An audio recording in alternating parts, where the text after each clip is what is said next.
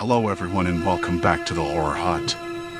Before you drift off, it would be a nice idea if you could leave a comment to let me know where you are listening from. Please don't forget to give the video a like and subscribe to the channel. Right, let's get comfy and relaxed, and let's begin. Story 1, Rest Stop 42, The Watcher in the Trees. The highway had been a ribbon of nothing but cracked asphalt and cold, indifferent trees for hours, the kind of road that seemed to swallow time whole. The sign was half-lit, the neon flickering in a sad little dance, Rest Stop 42. The number seemed arbitrary, but the light was enough to guide me in. I turned the wheel and eased the car onto the cracked concrete, the tires crunching over broken glass and scattered leaves. The air was sharp and cold, the kind of cold that slips inside your jacket collar and lingers just under your skin. I killed the engine and leaned back. The world outside felt unnervingly silent. No crickets, no distant trucks. Nothing but the faint hum of the highway far off, interrupted by the occasional groan of the wind-shifting branches. It was the kind of quiet that made you listen twice as hard, as if the silence was hiding something just out of sight. I reached into the glove compartment for a granola bar, peeling the wrapper slowly. The plastic crinkled loud in the stillness. I took a bite, the dry oats and honey settling in my mouth, and glanced around. The rest stop was empty, save for a couple of rusted picnic tables and a weathered wooden bench under a flickering street lamp. The lamp's irregular pulse cast long, jittery shadows that seemed to twitch with each blink. Something about the place felt off. Not exactly wrong, but wrong enough to put a knot in my stomach. I told myself it was nothing, just the loneliness of a late-night stop. I'd been alone on roads like this before. It was normal. I could almost convince myself to relax. Almost. I locked the doors and sat there for a moment longer, trying to shake the unease. The air smelled faintly of gasoline and damp earth. The dampness made the steering wheel cold beneath my palms when I gripped it again. I glanced toward the tree line, where the shadows pooled like spilled ink. That's when I noticed him. He was standing just beyond the reach of the street lamp, half hidden in the trees, his body still as a statue. I caught a glimpse of his face, pale and sharp in the dim light, eyes fixed on me without blinking. No movement except for the slow rise and fall of his chest. I swallowed hard. For a second, I considered that maybe he was just another traveler, someone who'd been caught in the same late-night drift. But something about the way he watched me felt deliberate. Like a predator, patient and quiet. I blinked. When I looked back, he was still there. A shadow among shadows. I wasn't sure if he'd shifted an inch or if my eyes were playing tricks. I locked the doors again, this time with a firmer click. The granola bar wrapper trembled between my fingers. I could hear my own breathing, uneven and shallow. The rest stop was too empty. The silence too thick. I told myself to ignore him, to wait it out. Maybe he'd leave. Maybe it was nothing. But my instincts were screaming at me, that low, persistent buzzing in the back of the mind that says you're being watched for a reason. I reached for the key, turned it in the ignition. The engine groaned once, made a shuddering sound like it was waking from a bad dream. Then nothing. Just a click. Again and again. The dashboard lights flickered, the radio cut out. A cold sweat broke out over my forehead. I tried again, harder this time, but the engine refused to catch. The car was dead. I looked up through the windshield, and the man was closer now, just at the edge where the trees met the cracked pavement. He didn't move. Didn't speak. He just watched. My hands trembled on the wheel. The night pressed in, thick and suffocating. The wind picked up, rustling dry leaves along the ground, whispering secrets I couldn't quite make out. I twisted the key once more, desperate, and the car let out a low, pitiful moan before falling silent again. I was trapped, and he knew exactly where I was. The headlights flickered weakly, casting long shadows that danced between the trees. I swallowed hard, forcing my breath to steady. The man's eyes reflected the dim light, cold and unblinking. Every instinct screamed at me to lock the doors and stay utterly still, but my fingers itched for movement, for any sign of escape. Suddenly, the silhouette shifted just a fraction, and my heart slammed against my ribs. Was he stepping forward, or was the wind playing tricks?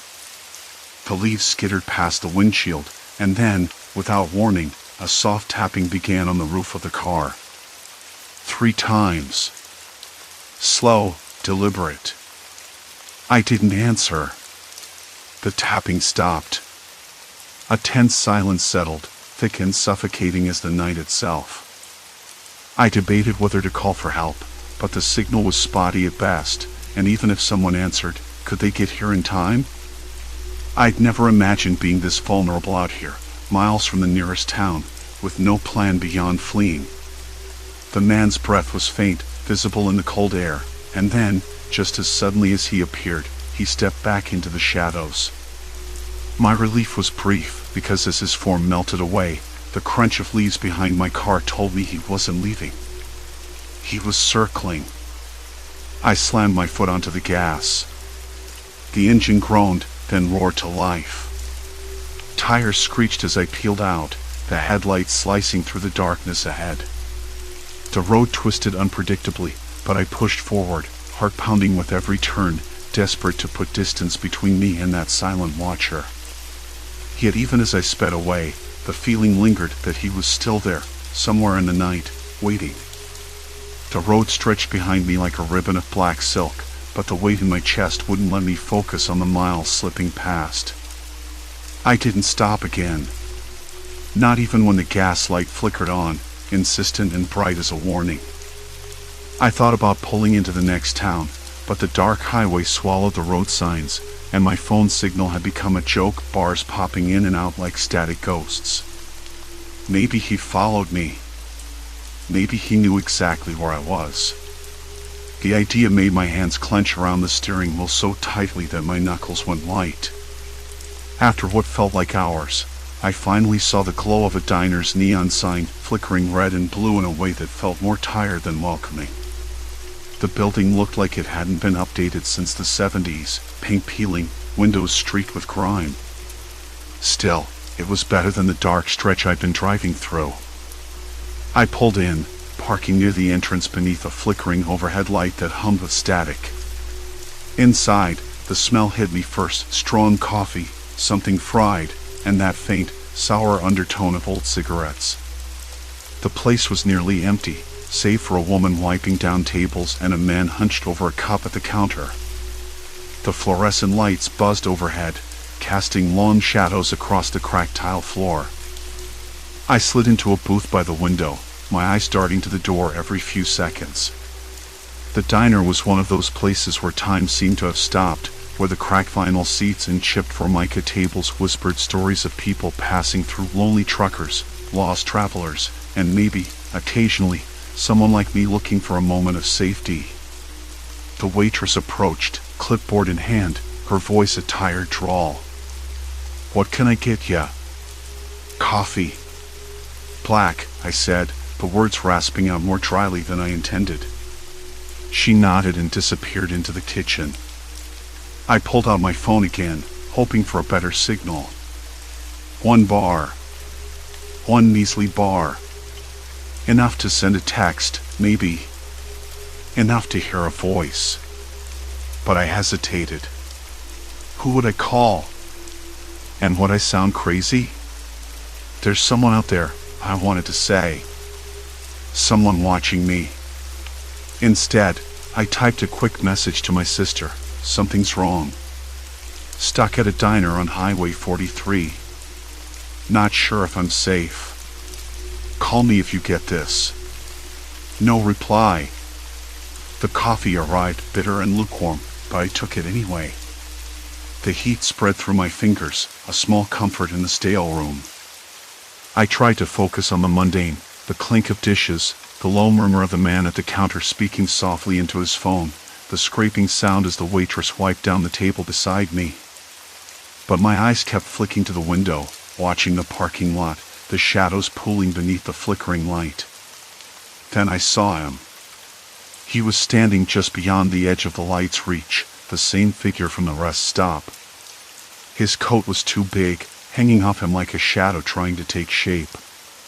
The man didn't move, didn't blink. Just watched. I could feel the tension spike in my chest again, a cold spike like a sudden downpour on a warm day. Was I imagining it? Maybe he was just someone waiting for a ride. But I knew better. I saw the way his head tilted slightly, how his eyes caught mine for a brief second before disappearing behind the dark folds of his coat. I didn't want to draw attention, so I slid my phone back into my pocket and tried to steady my breathing. The diner felt suddenly too small, too exposed. Every sound seemed louder, the whir of the ceiling fan, the scrape of a chair, the distant wail of a train somewhere beyond the hills. I slipped out of the booth, telling the waitress I needed to use the restroom. My steps echoed along the cracked linoleum hallway. The bathroom door creaked open, and I leaned against the cool tile, staring at my reflection in the cracked mirror. My face looked pale and drawn, shadows under my eyes.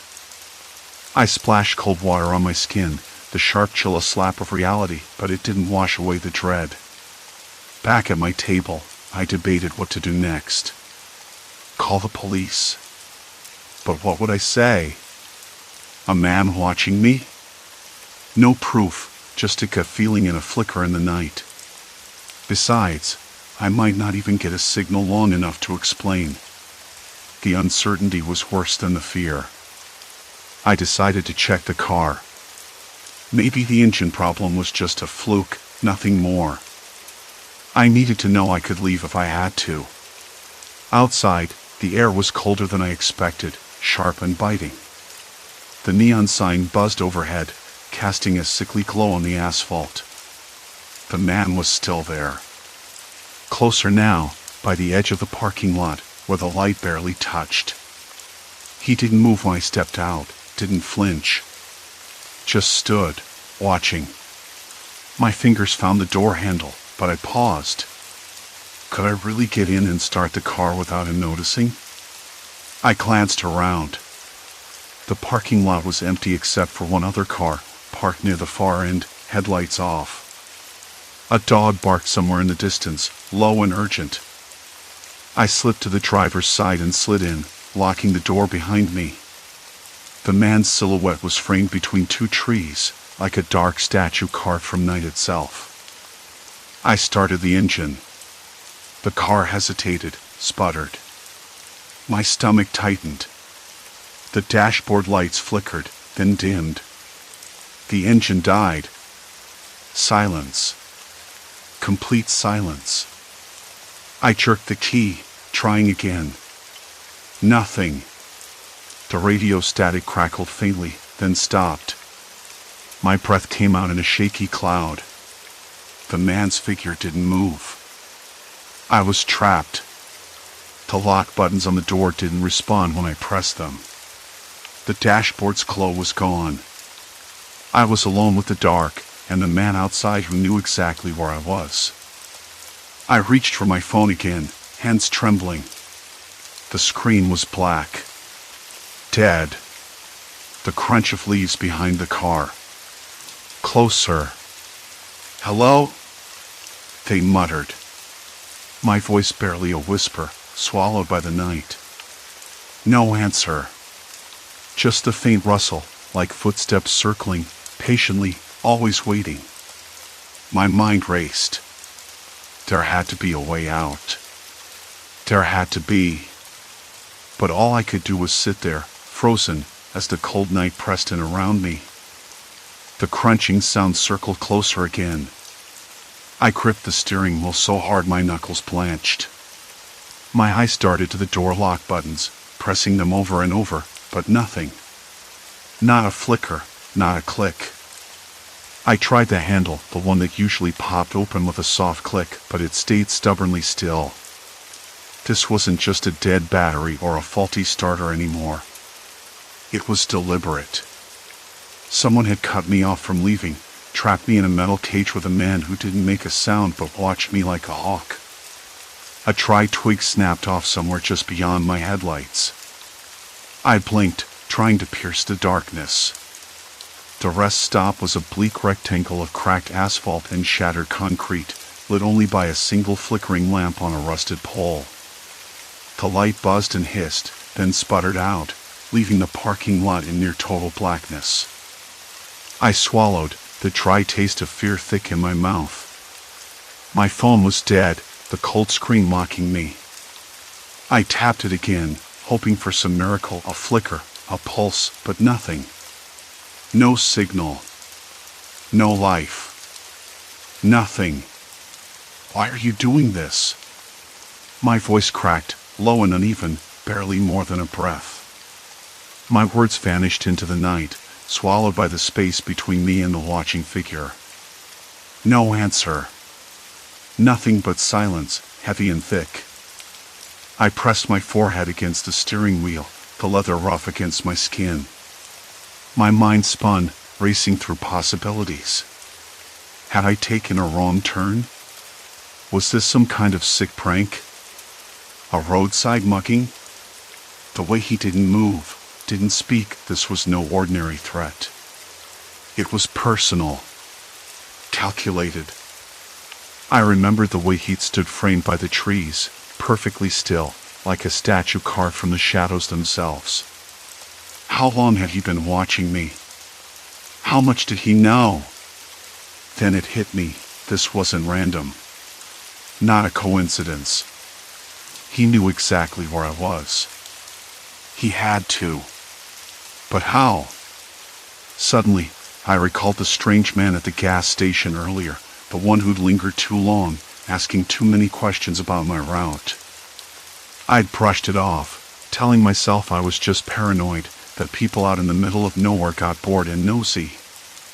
But now, with the car dead and the locks unresponsive, I wasn't so sure. The man outside shifted, just a little. I caught a glimpse of movement, a shadow sliding behind a tree, then reappearing near the edge of the parking lot. His eyes glinted faintly in the dim light. He was watching, waiting. I tried to unlock the door again, jiggling the handle with more force. Nothing gave. My chest tightened, breath shallow. I was trapped. There was no way out. I scanned the dashboard, looking for anything to help.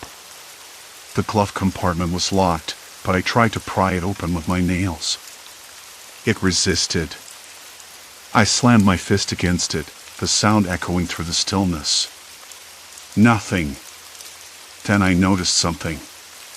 The rearview mirror had been adjusted, tilted slightly downward, angled toward the back seat. I hadn't done that. I never touched the mirror. Whoever had been inside this car before me had been messing with it. A cold shiver ran down my spine. Was it him? Had he been inside my car? Had he been waiting for me to arrive? My hands trembled as I reached for the seatbelt buckle. I unclicked it, then wrapped the belt around my wrist, ready to use it as a makeshift restraint or tool if needed. I didn't know what I'd do, but I needed to feel prepared. The man's footsteps approached again, slow and deliberate.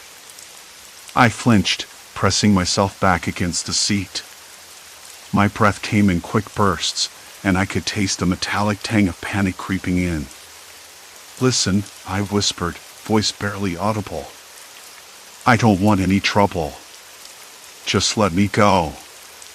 No response. Just silence. Then a faint tapping on the driver's side window. I jumped, heart hammering. The glass was cold beneath my fingertips. I stared at the outline of a hand pressed faintly against it, fingers splayed wide. The man's face was only a shadow, features blurred by the darkness. "Who are you?" I asked, voice trembling but louder this time. The tapping stopped. The figure leaned closer, so close I could see the sharp line of his jaw, the glint of something in his eyes. Then he whispered, voice low and rough, "You're already too far in." The phrase hit me like a punch. Too far into what? What did he mean? I tried the engine again. Turned the key with desperation. The car shuddered, coughed, then died once more. No escape. My mind raced back to the freeway, the endless stretch of road behind me, the miles I'd covered tonight, the decisions that had led me here. I thought I was just pulling over for a quick break. I thought I'd be safe in the car, that the rest stop was just a quiet place to gather myself. I was wrong. Now, the road ahead was blocked, the car dead, the locks frozen. The man outside knew where I was. He had me trapped. And whatever this was, it wasn't about to end anytime soon. I forced myself to sit up straighter, trying to calm the rising tide of panic. If I lost it now, I'd be useless. I needed to think. Why me? I demanded, voice steadier than I felt. What do you want? He didn't answer, just circled the car slowly, footsteps crunching over the gravel. I caught a faint scent on the night air, something sharp, like burnt wood mixed with something metallic. A warning? A signature? I glanced again at the flickering lamp post. The bulb buzzed erratically, then went out, plunging the parking lot into darkness. The man's silhouette vanished. I strained my eyes, heart thundering, trying to hear, to see any sign of movement. Then a sudden, deliberate noise, something scraping against the pavement, slow and steady, like nails dragged across concrete. My breath caught. The scraping grew louder, closer. The sound wasn't random. It was intentional. I slammed my fist against the steering wheel, trying to shake myself free from the creeping dread. I don't know what you want, I said aloud, voice fierce despite the fear. But this isn't how it's going to end. No answer. Just the scraping sound, closer now. And then I heard it, a faint, almost imperceptible click from the passenger side door. The locks. They were moving. I froze. The realization hit me hard. The car wasn't just trapped from the inside. It was being unlocked from the outside. This wasn't about keeping me in. It was about letting me out. Or worse, leading me somewhere. My stomach twisted. I didn't want to leave. Not yet. Not without understanding what was happening. My fingers curled into fists. The seatbelt strap bit into my skin, but I didn't care. I wasn't going anywhere until I knew what I was walking into. The door handle shifted, then slowly creaked open. Breathing sharp and shallow, I glanced toward the shadowed figure slipping inside. He smiled, a slow, deliberate curve of the lips that didn't reach his eyes. "Ready?" he said, voice calm, almost kind. I swallowed hard. The point of no return wasn't a place, it was a moment. And I had just crossed it. The door creaked open just enough for a sliver of shadow to slip inside, thin and deliberate like a thread unraveling a sweater. My breath caught in my throat. The man from the shadows. He was here. Close enough to touch if I leaned, but I didn't dare move. The scraping sound had stopped, replaced by the soft scrape of fabric against metal, a slow, cautious movement. He didn't rush. He never rushed. I swallowed hard, the dry air sticking to my tongue. "What do you want?" The words came out rough, jagged, like broken glass sliding across the floor. I didn't expect an answer. I didn't want one. Yet still, I pressed. "Why are you doing this?" No reply. Silence. Complete silence. The overhead light flickered once, twice, then steadied, throwing a sickly yellow glow over the cracked dashboard and my clammy hands. My pulse hammered loud enough to drown out the night sounds beyond the car. The distant hum of a truck's engine, the occasional bark of a dog somewhere far off, the rustle of dry leaves skittering across the asphalt. Normal noises. But inside the car, the quiet was suffocating. I glanced at the passenger door. The man's shadow was a dark smear on the cracked vinyl seat. His outline was tall, but I couldn't see his face clearly, not yet. The faint scent of damp earth and something else, old sweat, maybe, crept in through the cracked window. It made my skin crawl. I tried the ignition again. Nothing. Just the click of a dead battery or a sabotage starter. The dashboard lights blinked weakly, then died. The car was dead. I was trapped. A sudden scrape, closer now.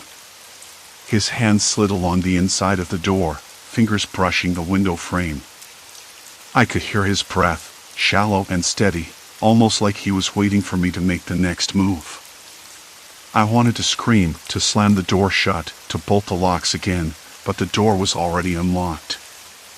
"Look," I said, voice lower now, trying to sound calm, "you don't have to do this. I don't know why you're here, but I'm not your enemy." He didn't answer. Instead, the shadow shifted, and I caught the glint of eyes, dark, cold, unblinking. It wasn't a threat exactly, but something worse. The kind of look that says, "I'm here, and I'm not leaving." My back pressed against the seat, and I could feel the rough texture of the upholstery digging into my skin. The car smelled stale, mixed with the faint coppery edge of my own sweat. My heart was a fist pounding against my ribs. I tried to steady my breathing, but my chest tightened. "Why me?" I whispered, half hoping he'd speak, half afraid he would. A slow smile, no, more like a curl of the lips, tight and unreadable. He stepped further inside, the faint creak of the door frame protesting under his weight. The car rocked slightly. My fingers dug into the fabric of the seat. It was then I noticed something odd, his hands. They were clean, almost too clean for someone lurking in shadows this long. No dirt under the nails, no signs of struggle or hurry. That meant planning. Patience. This wasn't random. He had been waiting, watching, knowing exactly where I'd stop. I looked away, toward the windshield. The rest stop beyond was empty, silent except for the hum of a faulty street lamp overhead. The orange glow flickered, casting long shadows that stretched like fingers across the cracked concrete.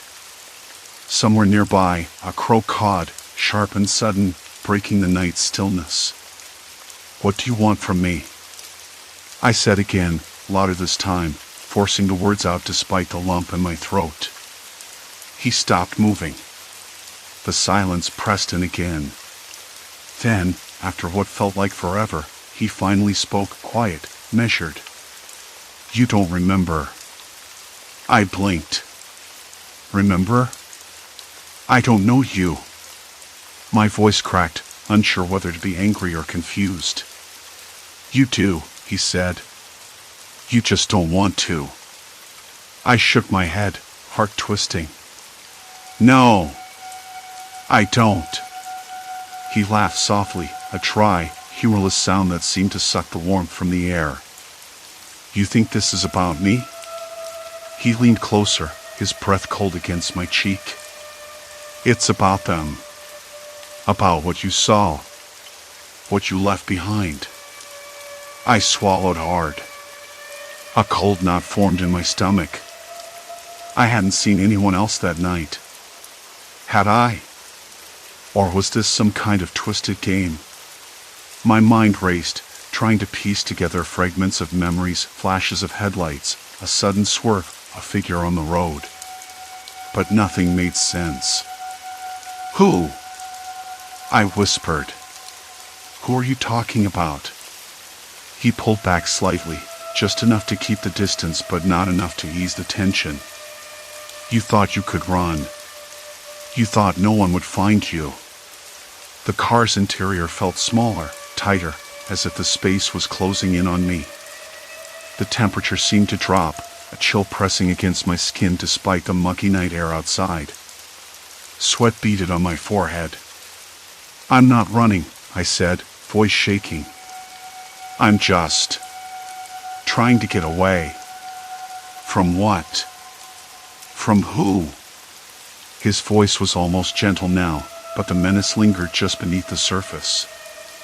I couldn't answer, because I didn't know. The silence stretched. Then, without warning, he reached out and tapped my window once, twice with a knuckle.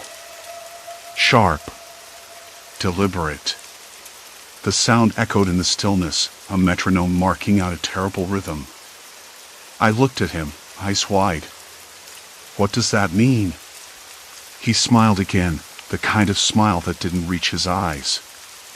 "It means you're exactly where I want you." A sudden movement outside caught my eye. A car approaching, headlights cutting through the darkness toward the rest stop. My heart leapt. Maybe help, I thought. Someone else. Rescue. But the man noticed too. His smile faded. His eyes narrowed. "No one's coming." The car slowed, then stopped at the edge of the lot, engine idling. I could hear muffled voices, low and urgent. The flickering street lamp bathed the scene in a pale light. "Please," I whispered, trying to catch the man's gaze.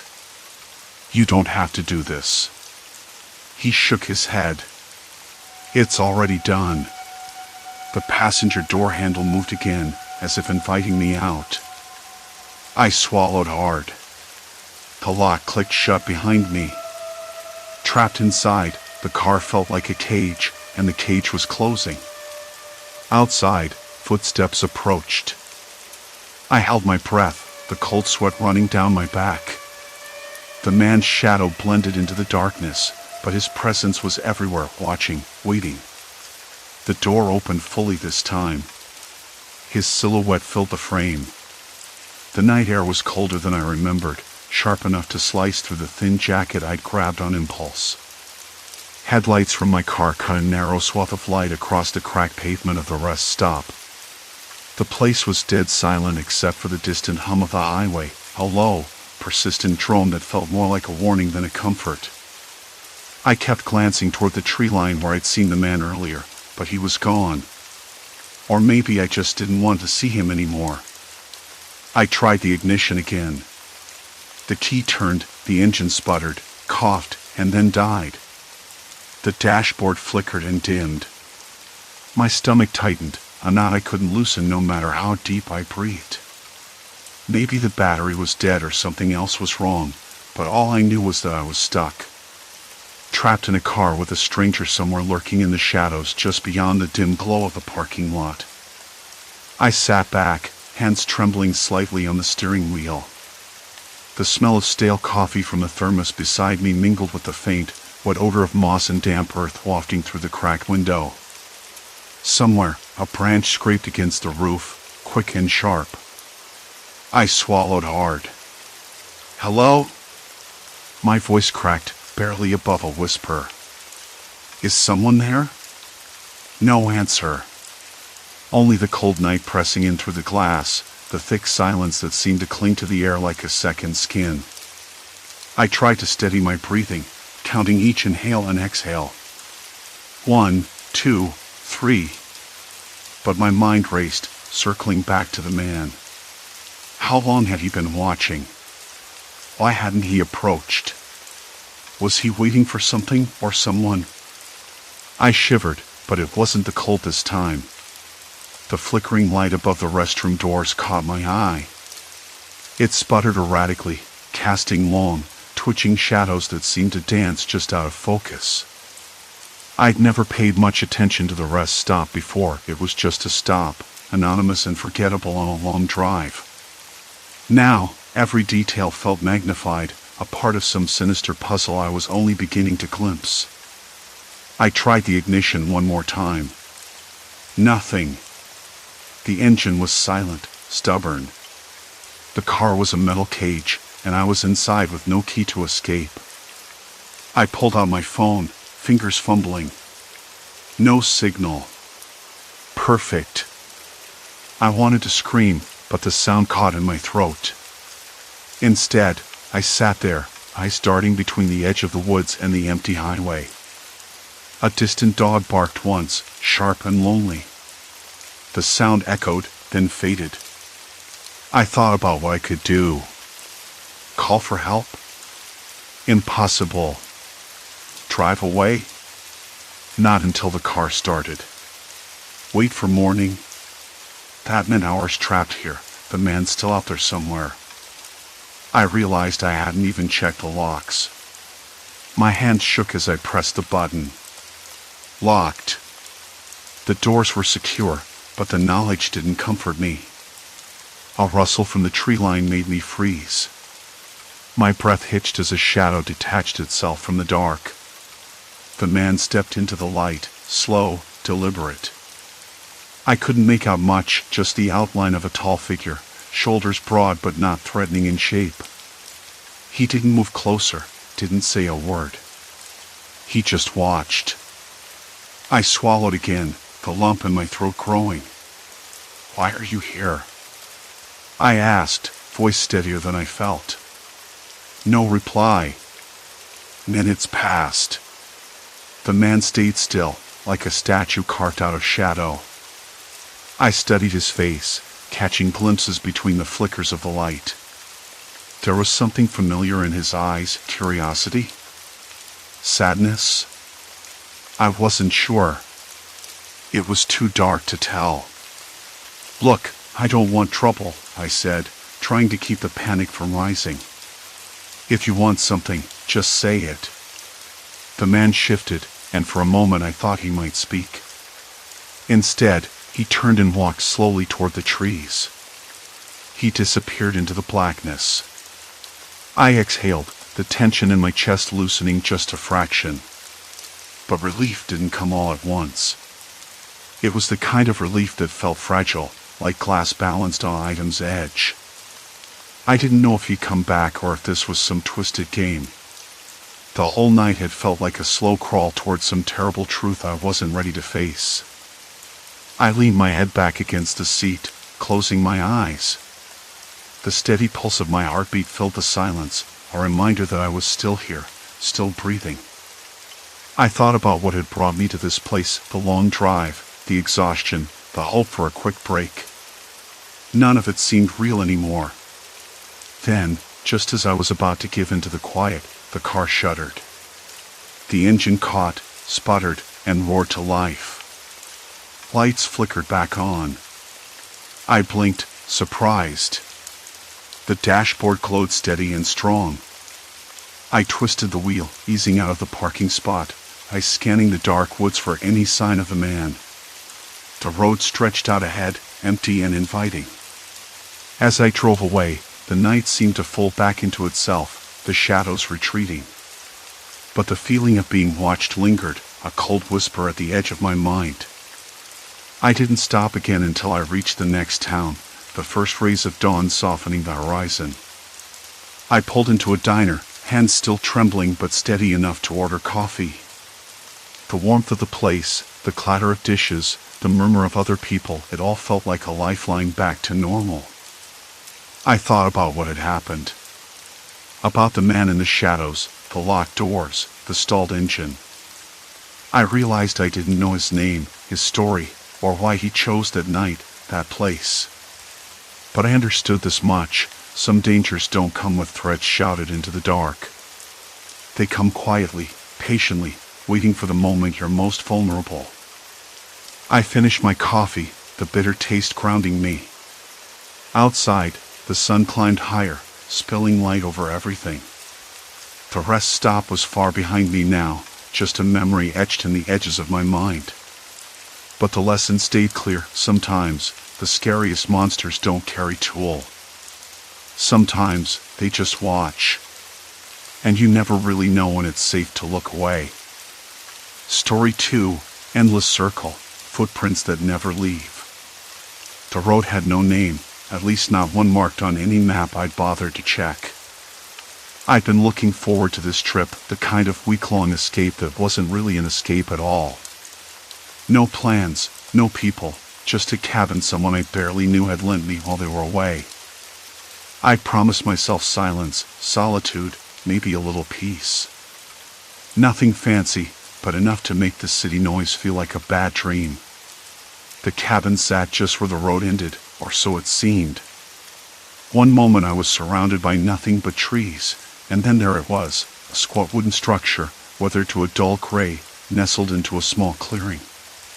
The windows were shuttered, the porch sagging just a bit on one side. It looked like it had been waiting for me, or maybe just for someone. I pulled the car onto the gravel driveway, the tires crunching sharply. Getting out, the air hit me differently, colder, maybe, or just sharper, more alert. I could hear birds somewhere nearby, high and distant, their calls almost too clear in the quiet. A faint rustle came from the underbrush, as if the woods themselves were breathing. Inside, the cabin smelled of old wood and something faintly musty, like forgotten memories. Dust motes floated in the shafts of late afternoon sunlight filtering through cracks in the shutters. I dropped my bag on the floor, the thud echoing off the bare walls. The furniture was sparse, a sagging couch, a rickety table, a few mismatched chairs. Nothing had changed since the last tenant, whoever they might have been. I sat down on the couch and ran my fingers over the rough fabric, feeling the small snags and worn patches. The quiet settled over me, thick and palpable. It was the kind of quiet that made you listen harder, made every creak and groan feel amplified. The floorboards sighed under my weight. Outside, a crow called once, harsh and sudden. That first night, I slept poorly. The unfamiliar sounds of the forest, twigs snapping, leaves rustling, kept me half awake. I told myself it was nothing, just animals moving around. But I noticed the way the shadows shifted just beyond the window's edge, like something watching. I pulled the curtains tighter. Morning came slow. The sun sifted through the trees, turning the dew-soaked grass into a glittering sea of green and gold. I stepped outside, boots crunching on the gravel, and that's when I saw them, footprints. Fresh, clear impressions circled the cabin's perimeter, pressed into the soft earth and damp leaves. They weren't my own. I recognized the tread, thick-soled boots, maybe, or something similar. My stomach tightened. I traced the prints with my eyes, wondering if I'd missed something the night before. No other signs, no discarded items, no broken branches. Just the footprints, circling, endless, like a silent watchman pacing a small domain. I told myself it was a hiker, someone passing through. But the prints didn't lead away, they looped back toward the woods, vanishing into the undergrowth. I crouched, fingertips brushing the cold dirt. The prints were fresh, no doubt about it. I could even smell the faint trace of rubber, dirt, and something else, maybe sweat or oil. I looked up, scanning the edge of the trees. A glint caught my eye. At first, I thought it was sunlight on a wet leaf, but no. It was a lens, small and dark, just barely visible behind a cluster of leaves. A camera. Someone had been watching me. I stood quickly, heart clenching. The woods felt too still all at once. I blinked, convinced I was imagining it. But the lens remained, unmoving, unblinking. It wasn't a trap, not exactly, but it felt like one, a quiet intrusion, a violation of the solitude I'd craved. I didn't know what to think. Who would hide a camera in the woods, just to watch an empty cabin? Was I being paranoid? Maybe. But the feeling settled deep in my chest, cold and insistent. I spent the rest of the day moving cautiously, checking the perimeter for more signs, but found nothing else. The woods were silent except for the occasional bird call or rustle of wind. I tried to convince myself I was safe, that this was just some odd quirk of the place. At dinner, I sat on the porch steps, eating cold beans from a can. The taste was bland, but it grounded me. The air was thick with the smell of pine and earth, and somewhere far off, a dog barked, sharp and sudden, then fading. The sky darkened unevenly, clouds gathering like bruises. I watched as the light shifted, trees casting long, tangled shadows. The camera lens would be hidden in the dark, but I knew it was there. Watching. Waiting. That night, I couldn't shake the feeling that something was circling me, just out of sight. The footprints, the lens, they were warnings or invitations. I wasn't sure which. I lay awake, listening to the woods breathe and the heartbeat of the earth beneath me. Silence. Complete silence. And then, the faintest sound of footsteps outside. My breath caught. The steps were slow, deliberate, pausing now and then, as if considering whether to come closer. I pressed myself against the cold window pane, eyes straining to pierce the darkness. A shadow flickered between the trees, then vanished. Whatever it wasn't ready to reveal itself yet. The footsteps stopped, just outside the window that first night. Sleep was impossible after that. I lay with my eyes open, listening to the quiet breath of the woods and the distant bark, which felt sharper now, almost urgent. At some point, the sky cleared, and moonlight spilled through the window, cooling my skin. Morning came too fast, and with it, the strange, fresh footprints circling the cabin like a slow, silent tide. They were unmistakably human. Bare footprints pressed deep into the damp earth, weaving a path that never crossed the porch or the windows, always just beyond my reach. Whoever had made them was watching. Watching me. I wanted to believe it was a prank, or maybe a local hunter curious about the new face in the woods. But the more I studied the prints, the less that idea held up. The pattern was too deliberate, almost ritualistic. I found myself tracing the circle with my eyes again and again, trying to catch a clue. The prints were fresh, definitely from the night. I knelt near the edge of the porch, fingertips brushing the cool dirt, but there was no other sign, no broken twigs, no discarded debris, nothing left behind except those footprints. A chill ran down my spine despite the morning sun. I remembered the camera lens from the trees. It hadn't moved overnight. The small black eye remained fixed on the cabin, half hidden in the thick branches, its glass catching the dim light that cast long, dancing shadows like a single blink. My hands trembled as I grabbed my jacket and headed outside, determined to find the thing and understand what it was. Had to be a camera, right? Who else would set up something like that? The forest was dense, the air sharp with pine and wet earth. My boots sank into the mossy soil, muffling my steps. I circled the cabin, eyes scanning every tree, every patch of underbrush. The lens was there, all right, mounted low on a slender branch, wrapped in green tape that barely concealed it. I crouched, heart hammering, and touched the device gently. It was a weatherproof camera, small and sophisticated, with a memory card slot and a battery compartment. I glanced around. No wires, no obvious trail leading to it. Whoever had put it up had known what they were doing. I felt the familiar sting of being watched, the way it made my skin crawl. I wasn't just trespassing here. I was being studied. I slipped the camera into my backpack, my mind racing. What did I want to do with it? Check the footage? Destroy it on the spot?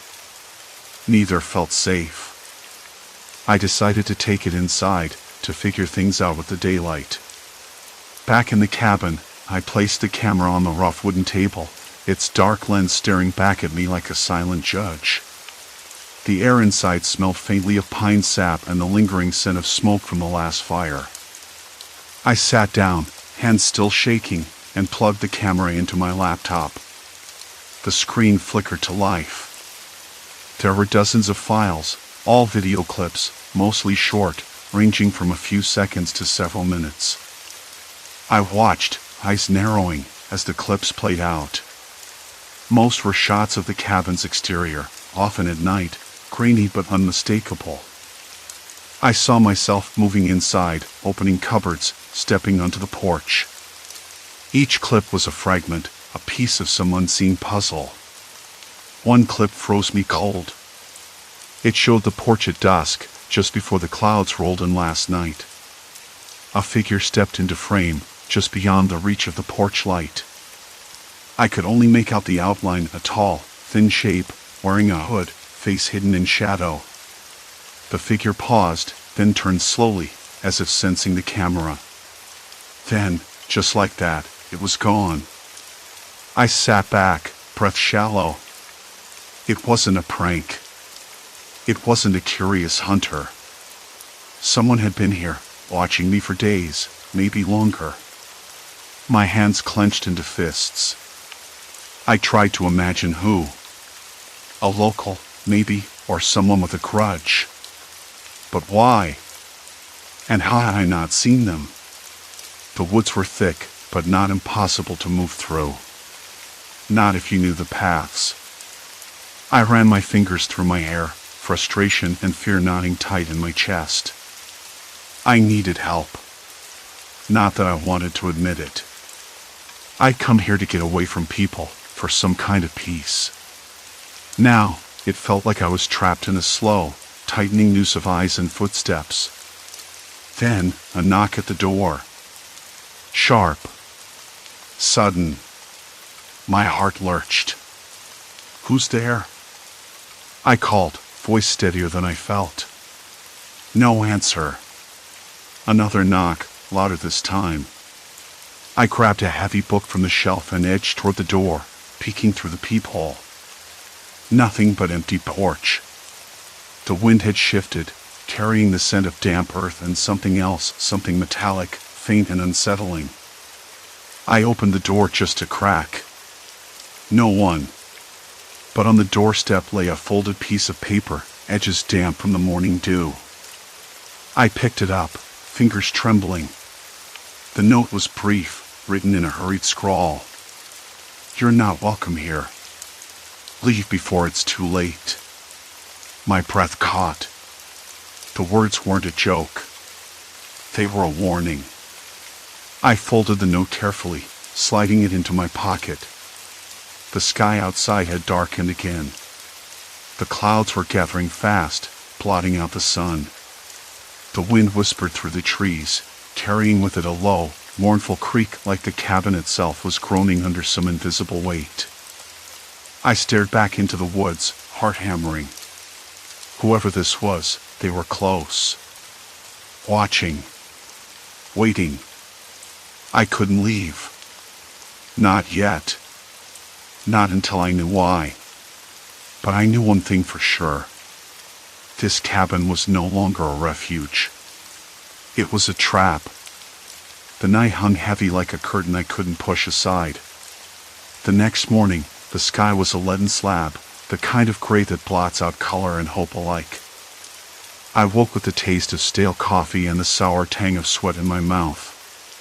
My throat was raw from the restless night, my skin prickling with a dozen tiny itches I couldn't scratch. I tried to shake the heaviness off, but it clung to me like wet clothes. Outside, the footprints circled the cabin again, fresh and unmistakable, their shapes pressed deep into the soft earth like a slow heartbeat pulsing beneath the surface. I knelt beside one, tracing the outline with a shaking finger. They weren't just random wanderings. Whoever it was had been pacing, watching, marking territory like a predator or a prisoner. That's when I saw it, a glint caught among the branches a little way into the woods. I squinted, heart knocking against my ribs. The camera lens.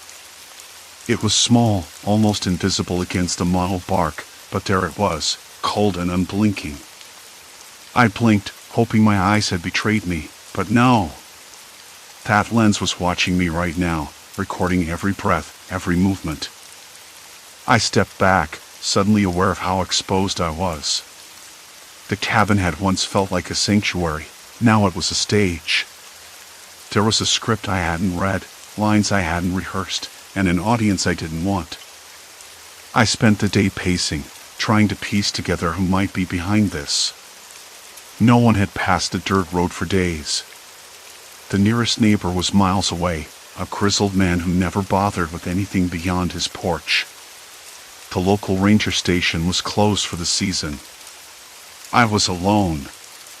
Or so I told myself. The sun dipped lower, and the wind picked up again, tugging at the eaves and rattling the window panes. I sat by the fireplace, though it was cold, staring at the folded note in my lap. The words echoed in my mind, "You're not welcome here. Leave before it's too late." But I couldn't leave. Not now. Not without answers. Later, I found the courage, or maybe the recklessness, to explore the edge of the forest where the camera was hidden. The underbrush was slick with dew, leaves crunching softly underfoot. I moved slowly, careful not to make noise, heart hammering louder with every step. The lens was mounted on a crude bracket, aimed directly at the cabin. Whoever had put it there wanted a clear shot. A record. An intrusion. I took a deep breath and tore the camera loose. The metal was cold and heavier than I expected, wires dangling and the lens cracked. I wanted to destroy it, but I knew better, keeping it might be my only leverage. Back at the cabin, I placed the device on the kitchen table, the cracked glass reflecting the weak light. I ran my fingers along its edges, thinking about whoever was out there. Watching. Waiting. I wasn't just being observed. I was being hunted. My mind raced. Why here? Why me? What had I stumbled into? The note was no random act. It was a message, a boundary crossed, and now there was no going back. I tried to call the ranger station one last time, but the line was dead. No cell service. No way out. The road leading back to civilization was blocked by fallen trees, the storm already making its presence known before it had even arrived. I was trapped. That night, the wind howled like a chorus of ghosts, rattling the cabin's windows and pushing rain against the walls. I sat by the window, watching the dark line of trees, the shadows moving just beyond the reach of the porch light. Every creak, every snap of a twig made my skin crawl. And then I heard it. A soft voice tarried on the wind, just beyond the trees, whispering words I couldn't quite catch. I pressed my face against the glass, breath fogging the pain. The voice stopped. Silence. Complete silence. But I knew it wasn't over. I wasn't just a visitor here anymore. I was part of something deeper, something I couldn't escape. The footprints, the camera, the note, they were all pieces of a puzzle I was being forced to solve. And the longer I stayed, the more I realized this wasn't about me leaving. It was about whoever was out there making sure I never could. My fingers trembled against the cold glass as I pulled back, heart pounding in a rhythm that felt too loud in the stillness. Shadows shifted beyond the window, fleeting shapes that vanished before I could focus on them. The owls groaned beneath the weight of the night, every creak and whisper a reminder that I was not alone. I swallowed hard, the taste of stale air and something metallic lingering on my tongue. Stepping away, I traced the outline of the note again, the jagged edges scratching lightly against my palm. Whoever had left it wanted me to see it, but why? Was it a warning, a taunt, or a plea? The idea that someone else was watching me from the dark corners of this place gnawed at my nerves. I needed answers, but every instinct screamed to run. I moved cautiously down the hallway, eyes scanning for any sign, any clue that could unravel the mystery. The camera lay on the floor, its lens cracked but still glaring back at me like a silent judge. I picked it up, fingers brushing over the worn leather strap. A sudden noise, a faint scraping, made me freeze. The sound was coming from upstairs. I hesitated, then climbed the creaking stairs, each step a test of my resolve. At the top, the corridor stretched endlessly, doors slightly ajar as if inviting me in. I paused outside the last door on the right. A flicker of movement inside caught my eye, shadows dancing on peeling wallpaper. Summoning every ounce of courage, I pushed the door open.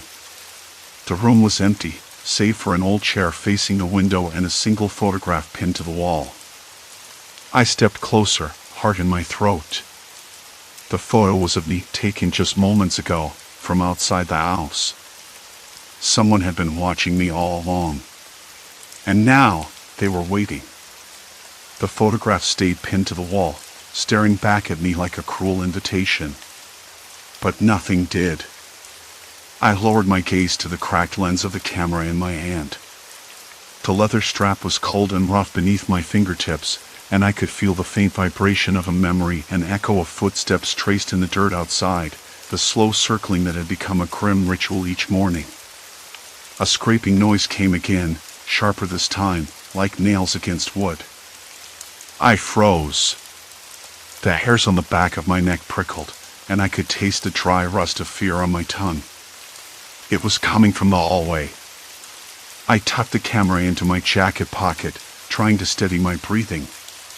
The narrow corridor stretched out, the peeling wallpaper whispering secrets I wasn't ready to hear. My footsteps echoed softly as I moved, each creak of the old floorboards sounding impossibly loud. At the end of the hall, the door to the attic stood slightly ajar. I hadn't dared go up there earlier, but the noise was unmistakable now. Something or someone was up there. Hello? My voice was barely a whisper, swallowed by the thick air. No answer. Just that scrape again, like slow, deliberate scratching. I pushed the door open wider. The attic was a cramped space, cluttered with forgotten furniture and dusty boxes. Moonlight spilled through a small skylight, casting long shadows that shifted with every breath of wind. There. A figure crouched near the far corner, barely visible. My stomach twisted. I swallowed and forced my feet forward. Who's there? My voice cracked, but I held it steady. The figure didn't move. Hey, I said again, stepping closer. Suddenly, the figure turned. It was a woman, her eyes wide and haunted, her clothes torn and dirty. She looked like she'd been living here for some time, but her presence made no sense. I blinked, trying to place her. Are you okay? I asked, my voice softer now. She nodded, hesitating. I didn't mean to scare you, she said, voice barely above a breath. I've been hiding. From what? I asked, my heart pounding in my chest. Her eyes darted toward the door, then back to me. They watch. They always watch. A shiver ran down my spine. Who watches? Who's watching you? She swallowed hard, then whispered, the same ones who've been watching you. A sudden rush of cold wind swept through the attic. The skylight rattled as if warning us. I glanced toward the window, heart hammering. In the brush outside, I caught a glimpse of something, and I catching the moonlight, a faint glint of glass. The camera. The woman grabbed my arm, her grip tight and urgent. You can't stay here. They'll come for you tonight. I tried to pull free, but her fingers dug in deeper. Who? What do they want? She looked past me, eyes frantic. Control. To scare you into silence. I swallowed, my mind racing. The footprints, the camera, the stalking presence, it was all connected. But why? And how had she survived? Listen, she said, voice low but fierce, you have to leave before dawn. They don't just watch, they trap. A sudden noise from below, a floorboard creaking, slow and deliberate. Both of us froze. They're here. The woman's eyes locked on mine. Follow me. Now. I hesitated for a heartbeat. Then followed her into the darkness, the weight of the cabin pressing down on me like a living thing. The unknown was closing in, and I wasn't sure I'd make it out this time. We crept through the narrow hallway, shadows stretching and twisting with every flicker of the dying candle she held. The air was thick with dust and something else, something metallic and bitter that clung to my tongue and made me swallow hard. Behind us, the creaks multiplied, footsteps echoing faintly but growing steadily closer. Quiet, she whispered, pressing a finger to her lips. They're hunting for any sign we leave. My heart hammered against my ribs as we reached the back door. I could almost taste the cold night air beyond it, promising both freedom and danger. She pulled the door open just enough to slip out, then helped me after her. The sudden chill was a shock, but it was better than the suffocating cabin. Which way? I asked, barely audible. East, she said. Through the woods, then across the ridge. They won't expect us there. Branches scraped at my face and tore at my clothes as we plunged into the blackness. Every snap of a twig or rustle of leaves set my nerves on edge. My breath came out in ragged clouds, but the cold kept me alert, kept me moving. Why did you stay? I finally asked, voice shaking despite myself. Why didn't you run earlier? She glanced back briefly, eyes glinting with something fierce and broken. I had to find proof, something they couldn't erase. But I barely escaped the last time. I'm lucky you showed up. I swallowed my fear. I'm not leaving you. She slowed, studying me in the moonlight filtering through the trees. Good. Because if you run now, you die alone. We moved deeper into the forest, the canopy swallowing the sky until only slivers of stars blinked overhead. Minutes dragged into an hour, the stifling silence between us filled with the sound of our labored breathing and the distant howl of a lone wolf. Suddenly, the sharp crack of a branch snapping shattered the quiet. We froze. There, she hissed, grabbing my arm. They're following. I felt the familiar surge of panic clawing in my throat, but she pulled me faster, weaving between trunks and underbrush, each step desperate and wild. Behind us, voices low and urgent rose, calling out in a language I didn't understand. Keep moving, she urged. Almost there. A faint light appeared ahead, a clearing bathed in moonlight and the soft glow of a solitary lantern. We burst into it, gasping for air. At the center stood a figure, tall and cloaked, their face hidden beneath a hood. Are you all right? The figure asked, voice calm but urgent. The woman nodded, but I could see the strain in her eyes. They know we're here. The cloaked figure stepped forward, producing a small device that emitted a piercing beep. We don't have much time. Come with me if you want to live. Without waiting for a response, they turned and disappeared into the shadows beyond the clearing. The woman hesitated, then grabbed my hand. This way, she said.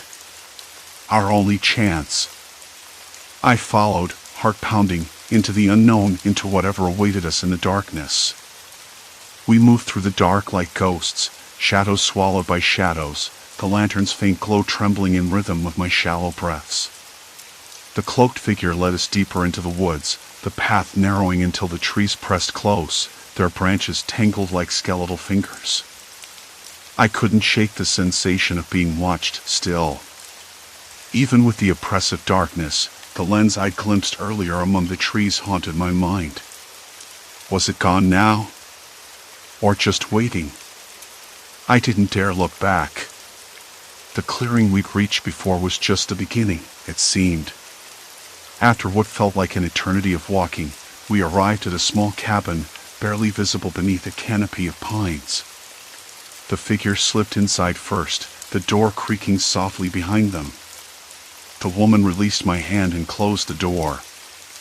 Inside, the air was thick with the scent of damp wood and old earth. A single bulb hung from the ceiling, casting a yellowed light over rough wooden furniture and scattered papers. The woman exhaled slowly, a fragile kind of relief in her eyes. "We're safe," she whispered. "For now." I sank onto a creaking chair, my legs trembling enough to make me catch myself on the table. The woman sat across from me, rubbing her hands together as if to chase away the cold that wasn't entirely from the night air. "Who are they?" I asked, voice hoarse. She hesitated, then said, "People who want to control this land. Control what happens here. Why watch me? Why follow me?" My voice cracked. I hadn't realized how raw I sounded until then. "They've been watching anyone who comes here for years," she said. "You were just unlucky." "Unlucky," I repeated, tasting the bitterness of those words. The forest no longer felt like a sanctuary. It was a cage, and I had been a rat scurrying inside.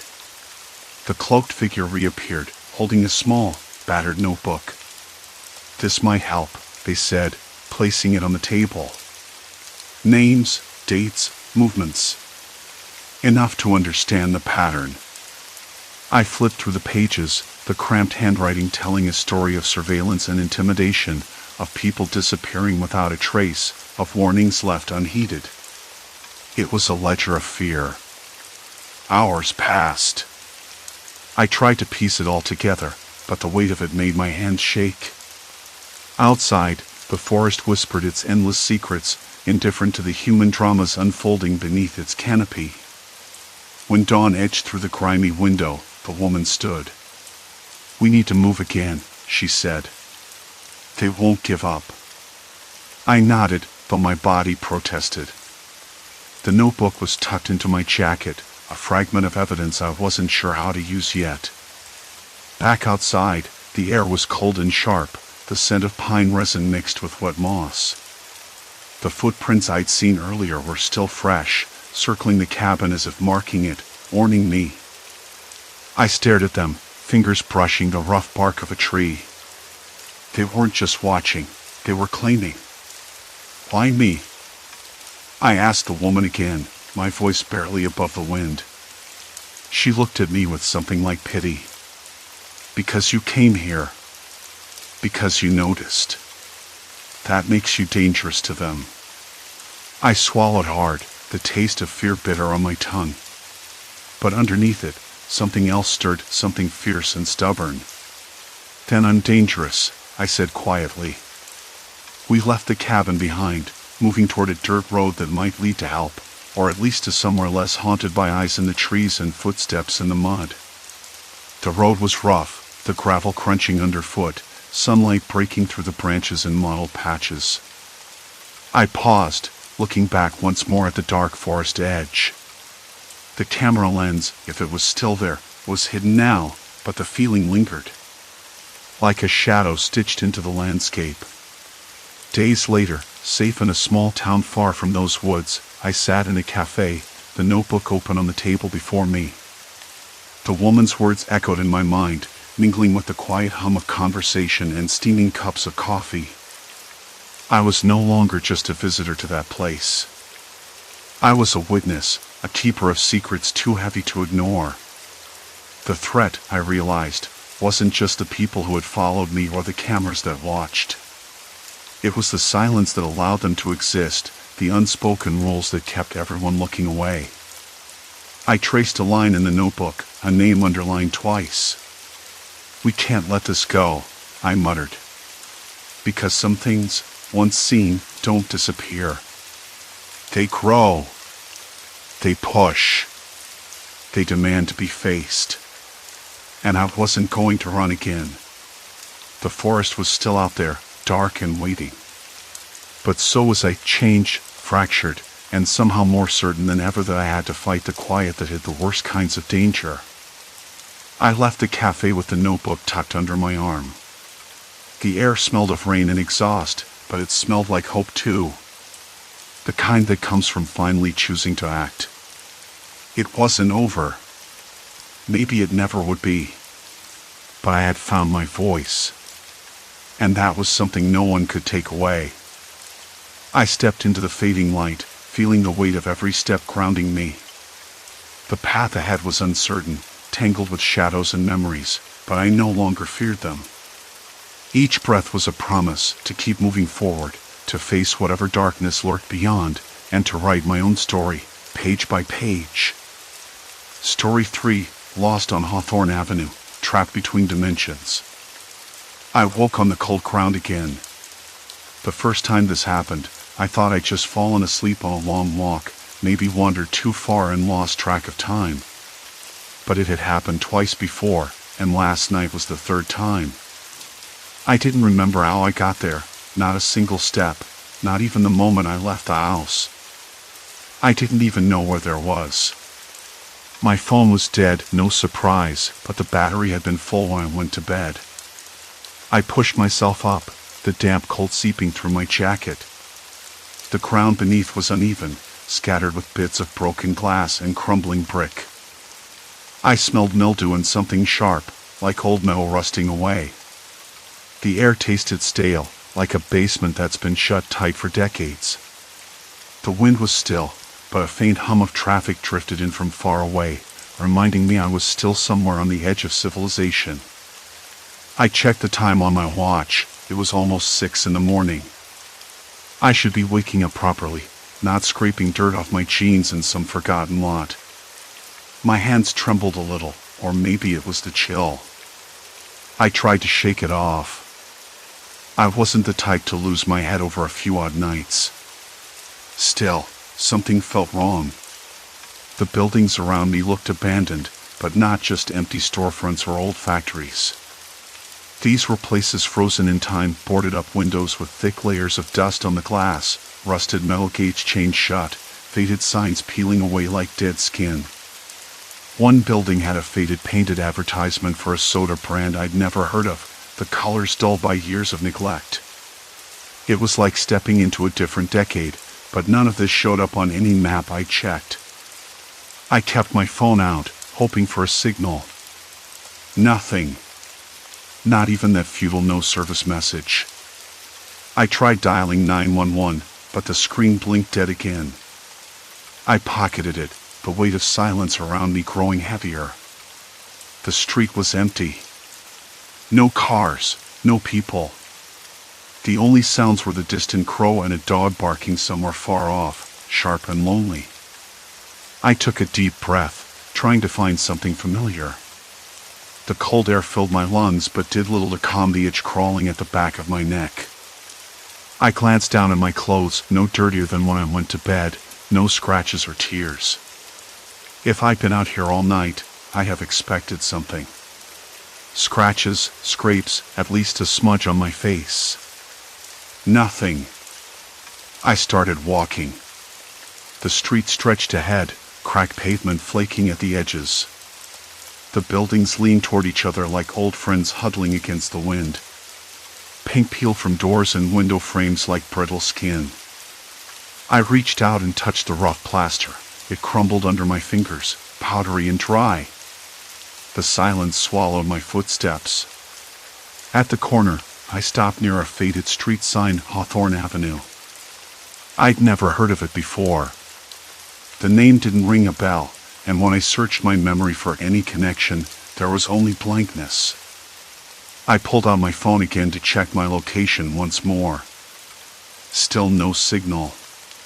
That was when I noticed the camera. It was perched high on the corner of a building, black and boxy, angled down toward the street. The lens was dusty, but intact. How long had it been there? Who had installed it? The building itself looked like an old warehouse, its windows sealed shut with layers of plywood and rusted metal plates. The door was chained and padlocked. I felt a sudden impulse to check what the camera had recorded. It seemed absurd, like trying to read tea leaves in the dark, but I had no other clue where I was or how I'd ended up here again. Back at home, I'd installed a few security cameras around the house a month ago, mostly to keep an eye on the dog walker and the delivery guy. I wasn't paranoid, just cautious. I pulled up the footage from the night before, scrolling through the timeline with a growing knot in my stomach. And then I saw it. Me. Walking down a cracked alleyway I didn't recognize, under the flickering light of a broken street lamp. I looked tired, disoriented. My jacket was zipped halfway, my hands shoved deep into my pockets. I passed one of those abandoned buildings, the same kind I'd found myself next to this morning.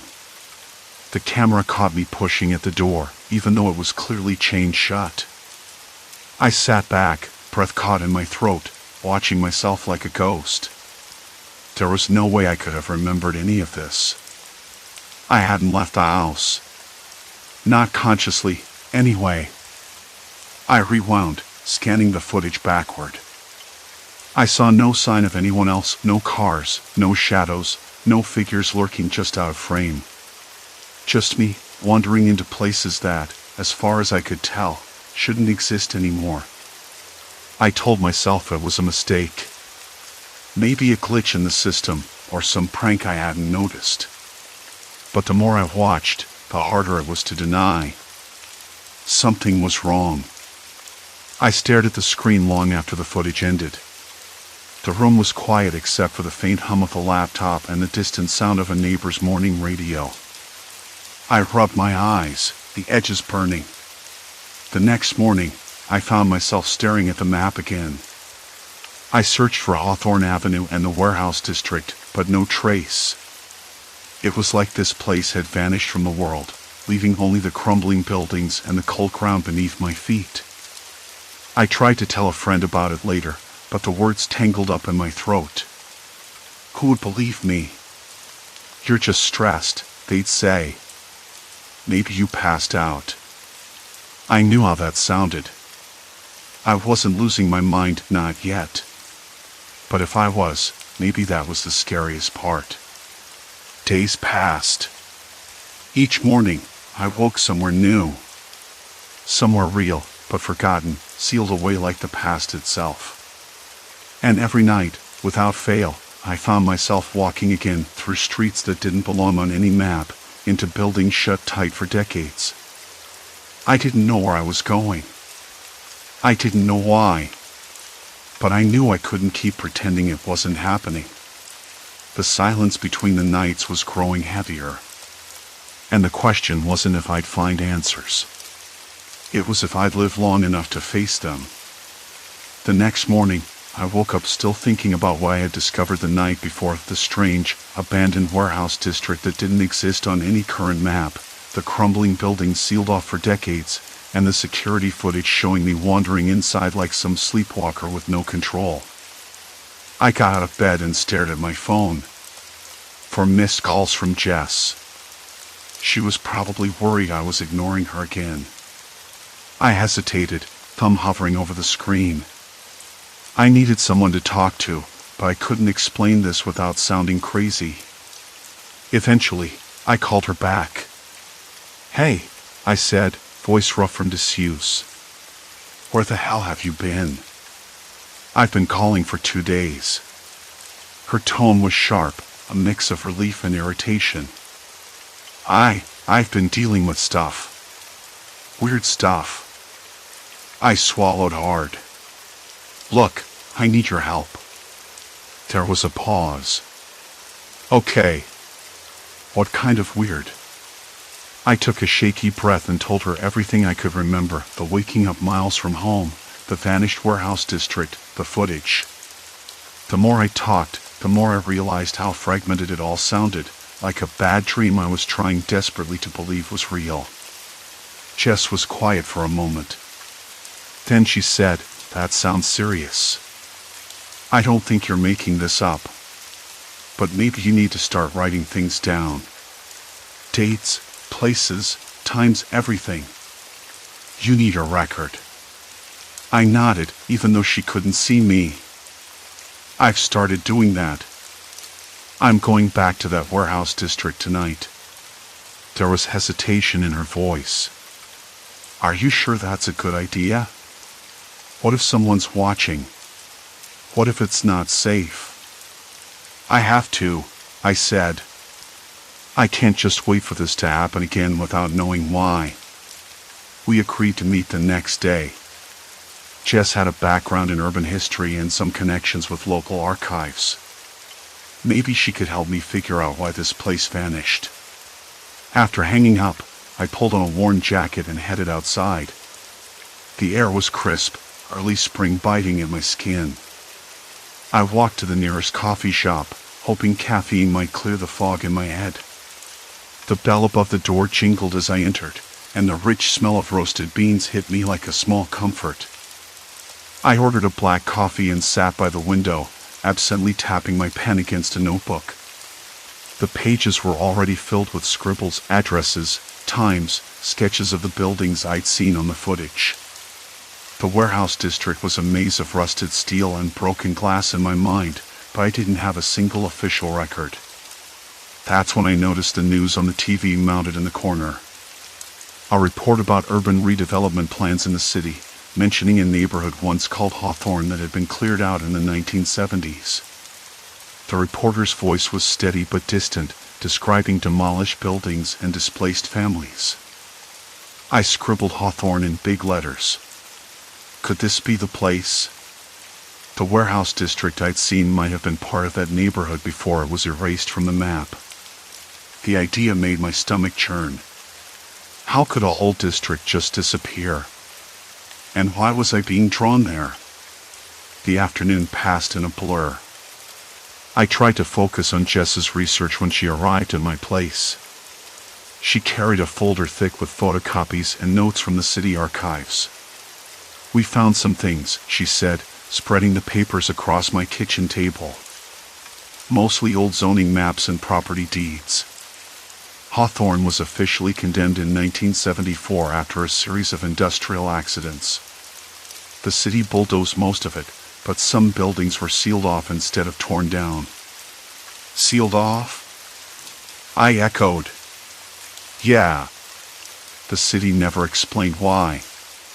Just unsafe structures. But there's no record of what they were unsafe from. No mention of contamination or structural damage. She looked at me, eyes sharp. It's like they wanted the place forgotten. I swallowed hard. That matches what I saw. Buildings boarded up tight, like they didn't want anyone inside. Jess tapped a photo of a crumbling brick facade with boarded windows. This is one of them. The security footage you showed me matches this building exactly. A chill ran down my spine. The pieces were coming together, but the picture was growing darker. Do you think someone could be using these buildings? I asked. Maybe, Jess said. Or maybe they're hiding something inside. Either way, it's dangerous to go alone. I nodded. I'm planning to go back tonight. She shook her head, worry furrowing her brow. I'm coming with you. That night, we drove out to the edge of the city. The streets narrowed, cracked asphalt giving way to gravel and weeds. The moon hung low, casting long shadows that seemed to twitch and stretch like living things. When we reached the first building, the air changed. It smelled like damp concrete and rust, with a faint metallic tang that made my nose wrinkle. The boarded windows looked like empty eye sockets, and the heavy doors groaned when we pushed them open. Inside, the silence was thick, pressing against our ears. Our footsteps echoed awkwardly, bouncing off cracked walls and piles of debris.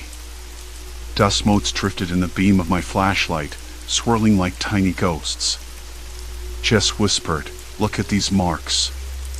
On the floor were strange scratches, long and deliberate, almost like someone had dragged their hands along the concrete. My hands trembled as I crouched to get a closer look. "What do you think they mean?" She shrugged. Maybe warnings? Or a way to mark a path? We moved deeper, the building sprawling like a skeleton with missing ribs. Broken machinery lay dormant, covered in layers of grime. I felt eyes on us, but when I turned, there was only darkness. Then, a sudden noise, a faint shuffle from the next room, snapped me out of my thoughts. Jess froze. "Did you hear that?" I nodded, heart hammering. "Someone's here." We pressed back toward the door, but it slammed shut before we could reach it. The sound was sharp, final. I yanked at the handle. Locked. Jess's breath hitched. "We're trapped." Panic clawed at my throat. The walls seemed to close in, the air thickening as a low hum began to rise, almost imperceptible but growing steadily. It wasn't supernatural. It was mechanical, like a machine powering up somewhere deep inside. I scanned the room, desperate for an exit or even just a vent. The floor beneath us vibrated faintly. Jess grabbed my arm. "We need to stay calm. There has to be a way out." I swallowed hard, trying to steady my breath, but the pounding in my ears drowned out everything else. The scratches on the floor suddenly looked less like warnings and more like a countdown. Then, from the darkness beyond, a figure stepped forward. A man. "Who are you?" I managed to ask, voice barely above a whisper. He didn't answer. Instead, he took a step closer, and the humming grew louder, vibrating through my bones.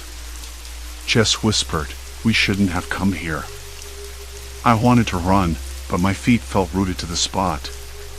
The man reached into his pocket, pulling out a small device that blinked with red lights. "We're not alone," he said. "And you shouldn't be here."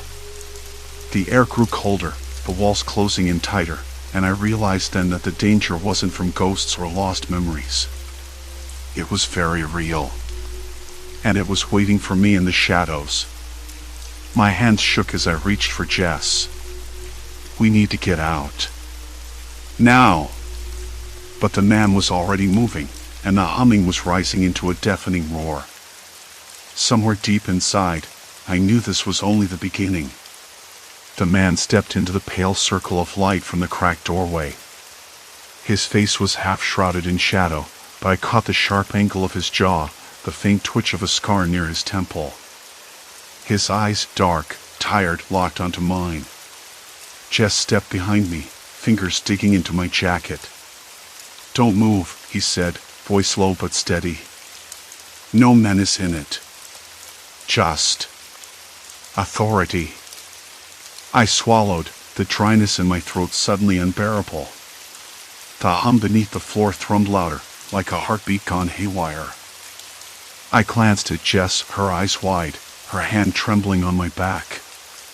We were trapped, and whatever this man was, he wasn't going to just unlock the door and let us leave. "Who are you?" I managed. My voice cracked. He didn't answer right away.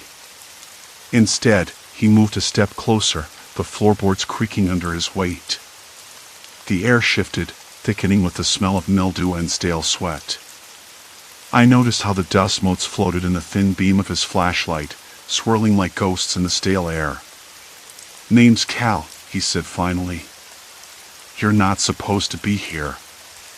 "Well, yeah, that's kinda obvious," I said, trying to inject some humor, but my voice was barely a whisper. Cal's eyes narrowed. "You don't know what you're dealing with. None of this is a game." I looked at Jess. She swallowed hard, her knuckles white around my jacket. "What's this place?" Jess asked, voice trembling. Cal hesitated, then gestured at the cracked plaster walls, the peeling paint, the rusted pipes sneaking across the ceiling. "This isn't just some abandoned building. It's been a containment site. For years. Officially, it doesn't exist. But it's real and dangerous." "Dangerous how?" I asked, stepping forward despite the lump of dread lodged in my stomach. He took a deep breath and ran a hand through his thinning hair. People come here looking for answers. Or escape. But this place, it doesn't let you go. Not easily. I felt a cold sweat break out on my back. We were just trying to get out, I said. We don't want any trouble. Cal's eyes flicked to the door, then back to us. Trouble found you the moment you stepped inside. The hum beneath our feet crescendoed, vibrating through the soles of my shoes. The walls seemed to pulse, as if the building itself was alive, breathing around us. I've been watching you, Cal said, voice dropping. You're not the first. And you won't be the last. Watching. Jess echoed, her voice barely audible. Cal's gaze hardened. Security cameras. Sensors. This place is wired to keep tabs on anyone who wanders in. I thought back to the footage I'd seen of me, wandering alone into these sealed-off buildings, places erased from every map. How had I gotten here? Why me? And who else was involved in this? Why? I asked, voice hollow. Cal shook his head. Because some secrets are dangerous. Because people in power want to keep them buried. I felt the walls closing in. The locked door behind us, the relentless hum, the man who knew more than he was telling. The cold realization settled in like ice. There was no walking away from this. Not anymore. Jess tugged at my sleeve. What do we do? I glanced at Cal, then back at the door. No handle, no lockpick, no hidden panel. Just sealed concrete and rusted steel. We find another way, I said, though my voice betrayed my doubt. We have to. Cal pulled a small device from his pocket, a compact tablet glowing faintly in the dim light. He tapped the screen, and a flickering map appeared, overlaid with red dots and a web of lines. Most people who come here get lost. The building's designed like a maze. But there's a pattern. A rhythm. I stared at the map, the lines crisscrossing like veins. What pattern? Movement. People. The building only lets you move in certain ways, at certain times. Step wrong, and you get stuck. Or worse. Jess swallowed audibly. Worse how? Cal's jaw tightened. Isolation. Disorientation. You start doubting what's real. You lose time. Lose yourself. My hands trembled, the edges of my vision blurring. That was what had been happening to me, waking miles from home, no memory, wandering into nowhere. It wasn't random. It was this place. This maze. And the people who run this? I pressed. Why keep someone trapped like this? Cal's eyes darkened. Because some truths can't be allowed out. Because sometimes the price of silence is survival. The hum shifted again, dipping into a low, ominous tone. The air grew colder, the stale scent now tinged with something metallic like rusted iron and old blood. Jess looked at me, voice breaking. What if we can't get out? I wanted to say I didn't believe it. That we'd find a way. But the tightness in my chest said otherwise. Cal stepped back, pulling a flashlight from his belt and flicking it on. The beam cut through the darkness, illuminating a narrow passageway hidden behind a broken panel in the wall. That's your way out, he said. But once you go down there, there's no turning back. I swallowed hard. The passage was dark, cramped. The air smelled of damp earth and forgotten things. I could hear the faint drip of water somewhere deep inside, like a slow, steady countdown. Jess reached for my hand. We have to do this. Together. I nodded, the weight of the unknown pressing down hard. My mind raced questions, doubts, fears, but one thing was clear. I'd crossed the point of no return.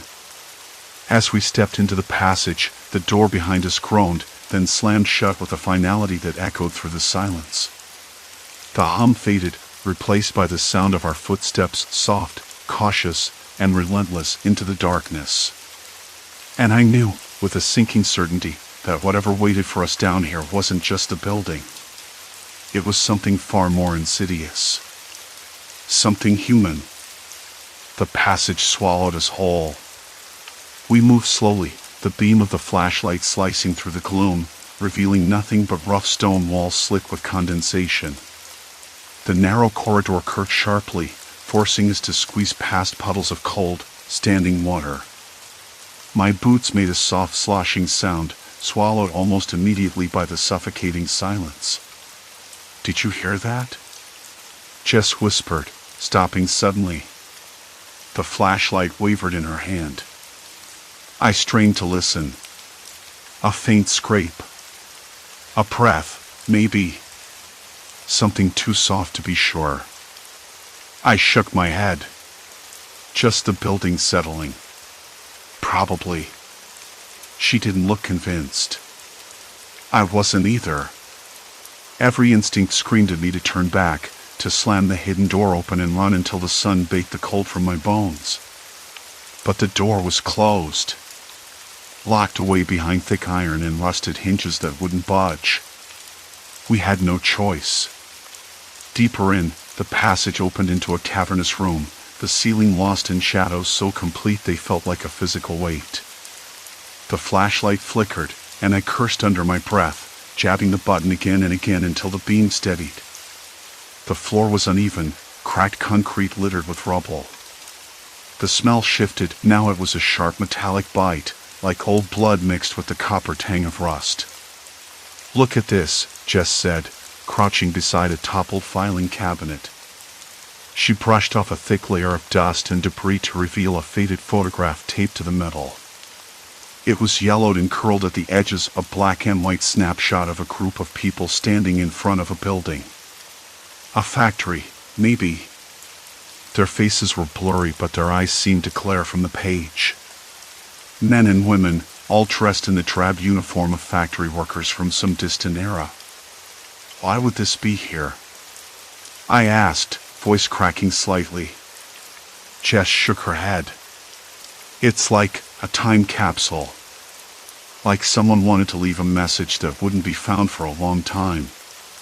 A sudden noise made us both jump. This time it was a low, guttural sound, like something dragging itself across the concrete far off in the darkness. My breath caught. That wasn't the building. No, Jess agreed, voice tight. Someone else is down here. I swallowed hard, eyes darting around the shadowed room. The flashlight beam caught a thread of movement near the far wall, something quick and deliberate. "Hey," I called out, trying to keep my voice steady. "We're not here to cause trouble. Just trying to find a way out." Silence answered me. Then the dragging sound again, closer now. I could hear my own pulse in my ears, thudding so loud I thought it might burst. The air grew colder, what with a clamminess that seeped into my clothes, chilled me to the bone. The flashlight flickered again, this time longer, as if something was interfering, some broken wiring or a dying bulb. Jess stepped closer, her breath shallow. "We should keep moving. Find another exit." I nodded but didn't take a step. The noise was coming from the narrow end of the room, with its faint smell of dust and decay, where a pile of broken crates leaned against the wall. My skin prickled with a mix of fear and a strange, stubborn curiosity. What if it's someone trapped? I said, though the thought felt hollow. "No one's been down here for decades," Jess said. "Not unless they're hiding. And that means trouble." A figure emerged from the shadows, a man, gaunt and filthy, eyes wild and darting. His clothes were ragged, stained with dirt and something darker. He moved with a desperate energy, like a cornered animal. "Who are you?" Jess demanded, stepping in front of me protectively. He didn't answer. Instead, he lunged forward, not with violence, but with frantic urgency, grabbing Jess's arm. His grip was cold, clammy, like ice against skin. "Please," he whispered, voice breaking. "You don't understand. They're coming. They watch. Always watching." I wanted to pull Jess back, to tell this man to calm down, but something in his eyes held me frozen. Terror, yes, but also warning. The kind that sinks into your bones and refuses to let go. "Who's coming?" I asked, voice barely above a whisper. "The ones who built this place," he said, voice trembling. "They left. But their eyes never closed." "Not really." Jess twisted free. "We don't want to be part of whatever this is. We're leaving." The man shook his head violently, stepping back into the shadows. "You can't. Not now. Not here." The room seemed to close in around us. The air thickened, charged with tension. The flashlight flickered again and died, plunging us into darkness so complete it felt like drowning. My heart slammed against my ribs in panic. I reached blindly for Jess's hand, finding it just as cold and trembling as mine. "Stay close," I whispered. A slow, deliberate sound began, a soft tapping, like fingernails against concrete. It echoed off the walls, coming from all directions at once. We crouched together, the darkness pressing against our skin, the tapping growing louder, faster. The man's words repeated in my mind. "They watch. Always watching." Something unyielding and cruel hovered in that blackness, but it wasn't supernatural. It was human. And it was waiting. The air shifted suddenly, a faint breeze, unexpected and unnatural this deep underground. The tapping stopped. Silence. Complete silence. Then a voice, low and calm, slicing through the quiet. "Why are you here?" Neither Jess nor I moved. "Answer me." The voice wasn't the man's. It was colder, more measured. It came from somewhere just beyond the edge of the flashlight's reach. I swallowed hard, words caught in my throat. "We're lost. Trying to find a way out." There was a pause. Then a slow, deliberate step. And another. The beam of the flashlight flickered back to life, weak and sputtering, illuminating a figure standing just a few feet away. Tall. Silent. Watching. The kind of person who doesn't ask questions because they already know the answers. Jess gripped my arm so tightly I thought she might leave bruises. "We shouldn't be here," she said, voice barely audible. "No," I whispered back. "But we are." The figure took a step forward. And the passageway behind us groaned, the hidden door we'd come through before locking shut again. No way back. Only forward. Into whatever waited in the darkness. I woke up in the back seat of my car, parked on the cracked asphalt of a forgotten lot. The sky was just beginning to lighten. The air smelled of damp leaves and something metallic, like old pennies left out in the rain. My head throbbed, and my mouth tasted like stale coffee and dust. I rubbed my temples, trying to piece together what had happened. Again. Another night lost to wandering, another morning miles from home with no memory of how I got there. The dashboard clock blinked 5:12 a.m. I'd been out for hours. The car's heater was off, but a thin layer of frost clung to the windshield, sparkling faintly under the dawn. I pulled the keys from the ignition and stepped out. The lot was bordered by a chain-link fence, rusted and sagging. Beyond that, the outline of a building rose in the weak light, a hulking shape I hadn't seen on any map or satellite image. Its windows were sealed with plywood, weathered and splintered. The air was sharp and cold, pressing close against my skin. I didn't want to go inside. I knew that feeling too well, the pull, the compulsion to cross thresholds where no one else would go. But I also knew I had to understand, or I'd never get off this loop. I checked my phone. No signal. Of course. That part never changed. No calls, no messages. Nothing from anyone. I felt the familiar knot tighten in my stomach. My hands trembled slightly. I wasn't sure if it was the cold or something else. I found a gap in the fence, just wide enough to squeeze through. The ground beyond was littered with dry leaves and broken glass. The building's front door was warped, hanging slightly ajar. I hesitated, then pushed it open. It creaked loudly in the stillness. Inside, the air was thick with dust and the scent of mildew.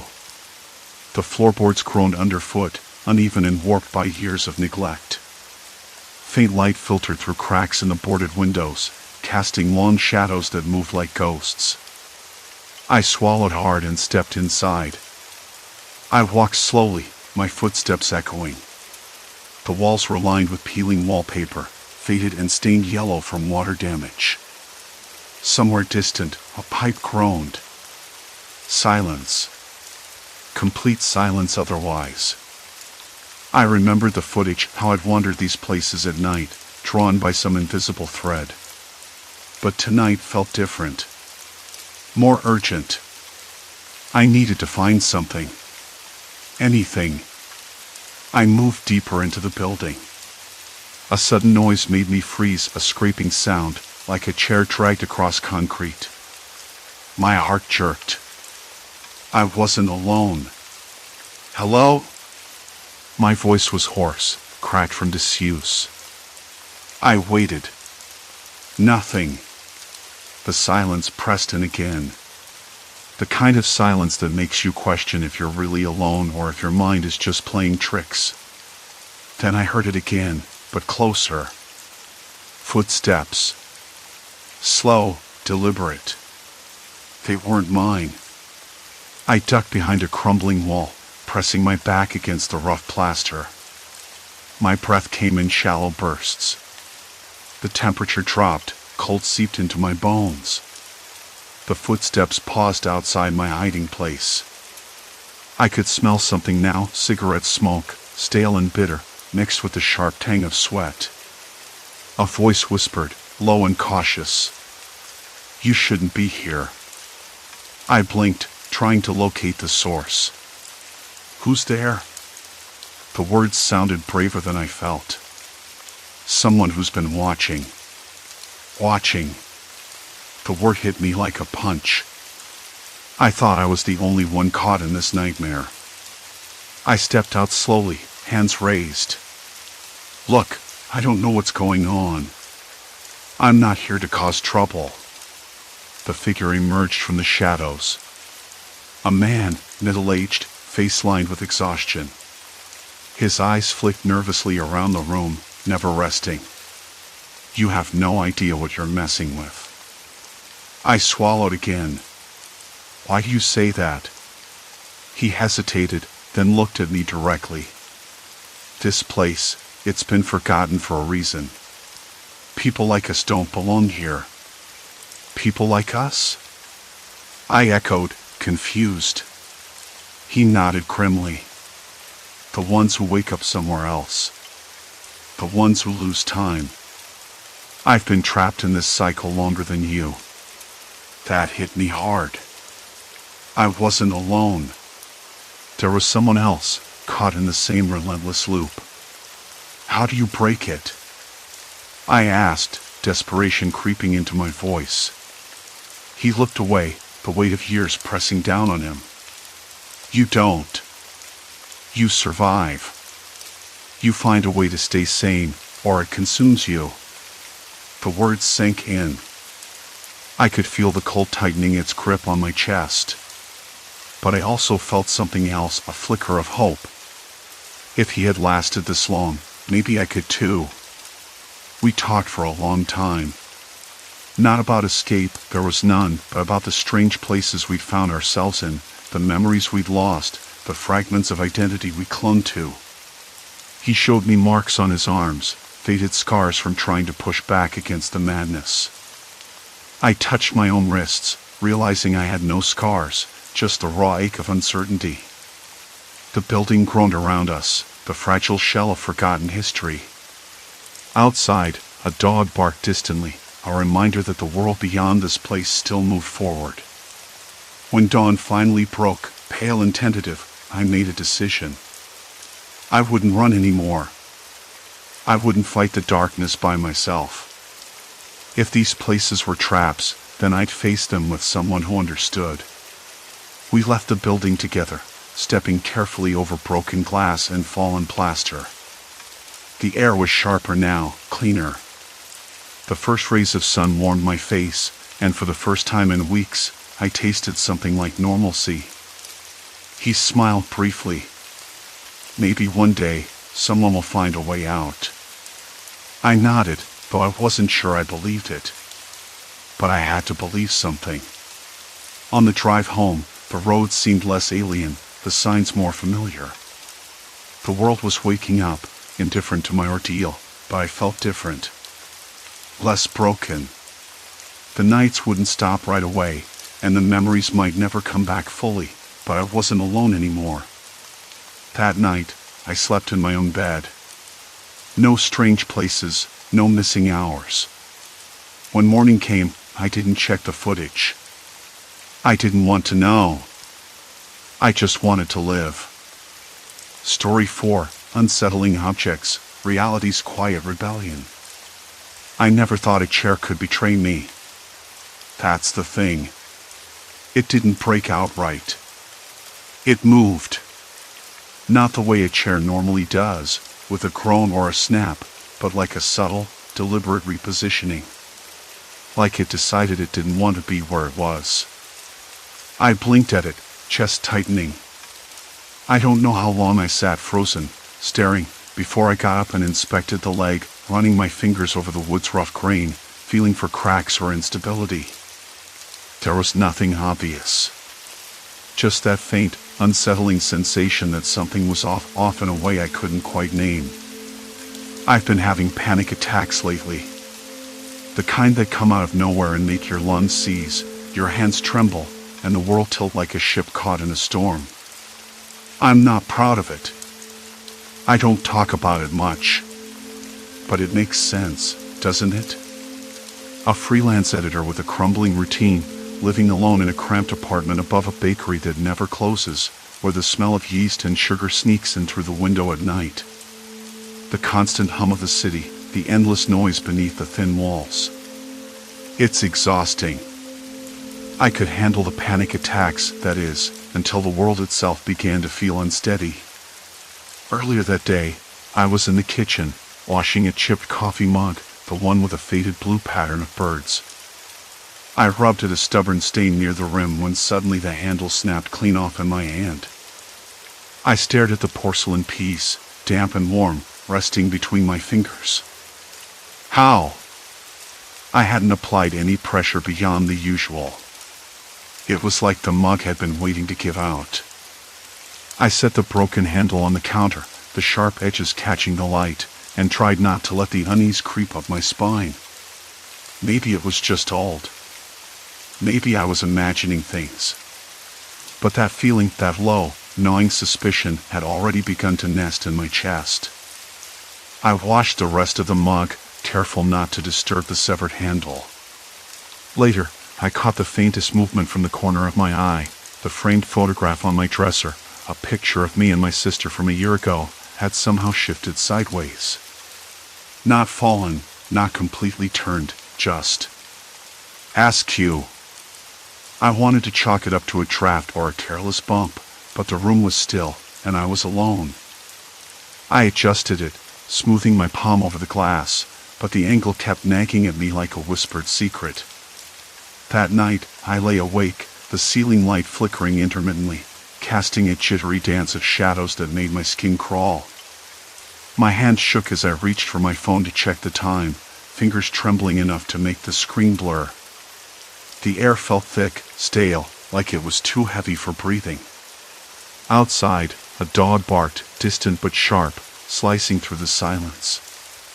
I tried to breathe slowly. In through my nose. Out through my mouth. The mantra I'd been repeating in therapy for months. It helped, a little.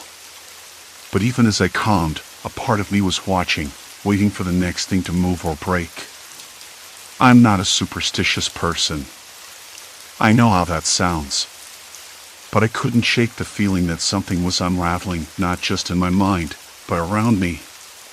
Like reality was fraying at the edges, threadbare and fragile. The idea made my skin itch. The next morning, the strangest thing happened.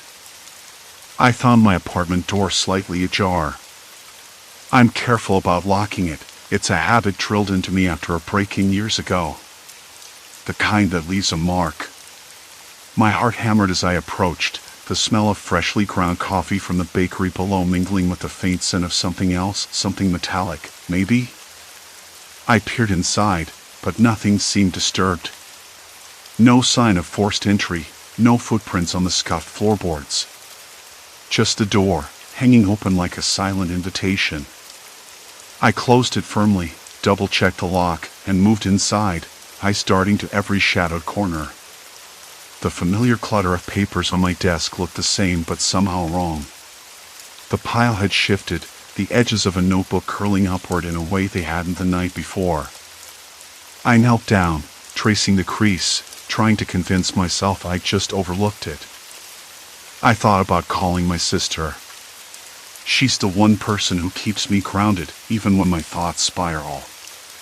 But my throat tightened at the thought of telling her all this, how the world around me seemed to be folding in on itself, like a paper map crumpling under my fingers. I imagined her voice, calm and steady, telling me I was tired, stressed, letting anxiety distort my view. Maybe she was right.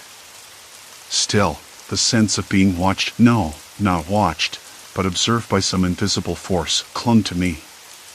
It was like walking on ice so thin I could see the dark water lapping just beneath the surface, waiting for one wrong step. I tried to focus on the mundane. The calendar on the wall, with its faded photos of mountains and lakes.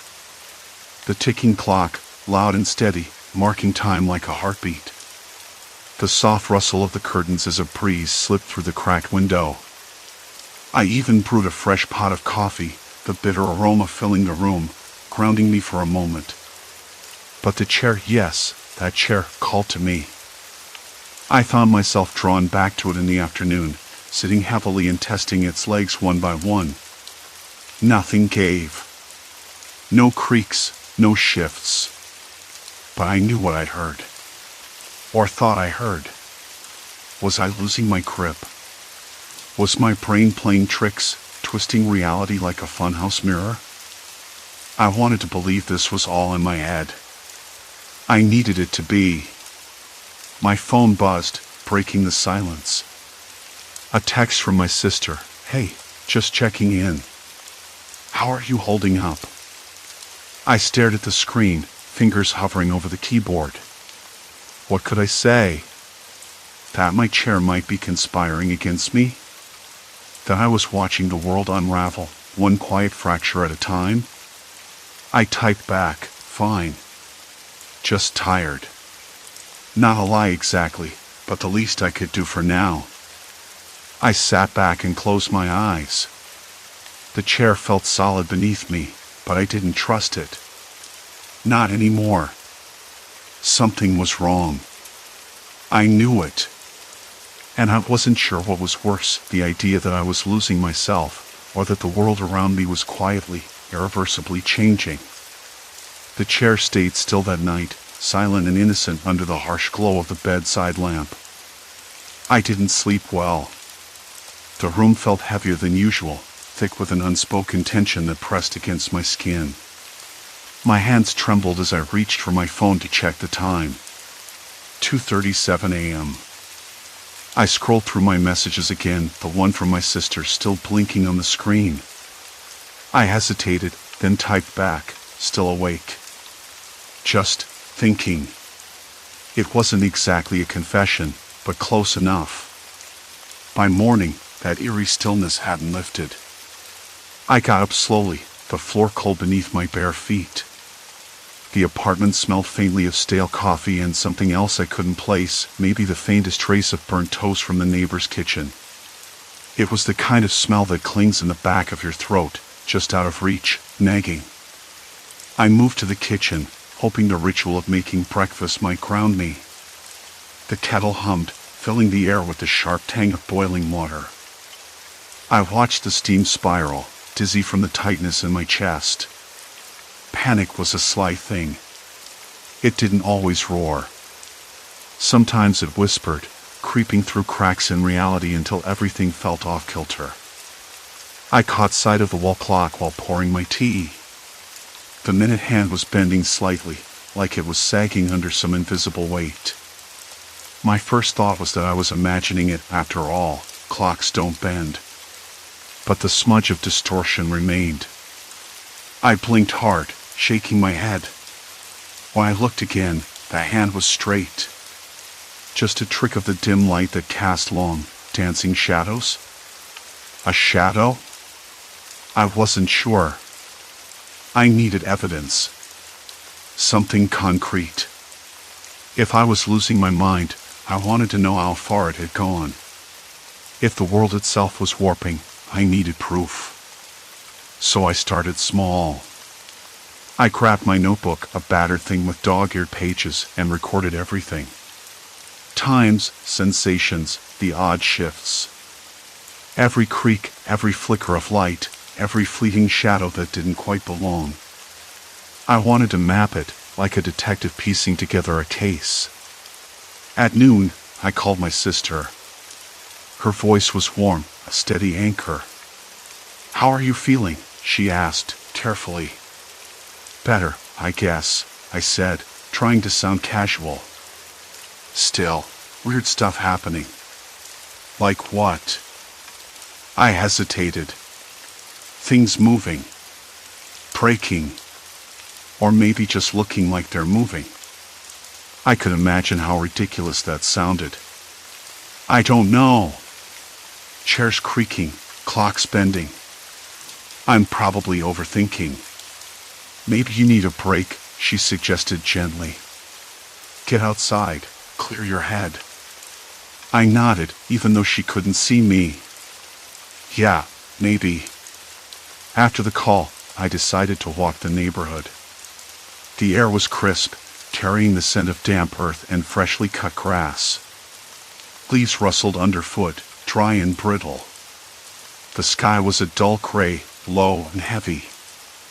I passed the corner store and noticed something odd.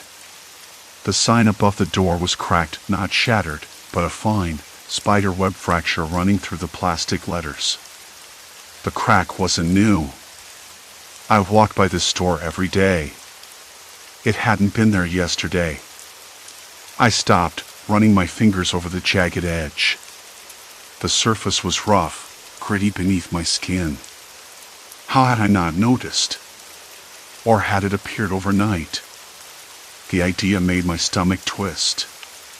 A man stepped out from the store, a middle-aged guy with a weathered face and tired eyes. We made brief eye contact. He offered a half-smile. "Hey," I said, voice a little uneven. "Did that crack just show up?" He shrugged.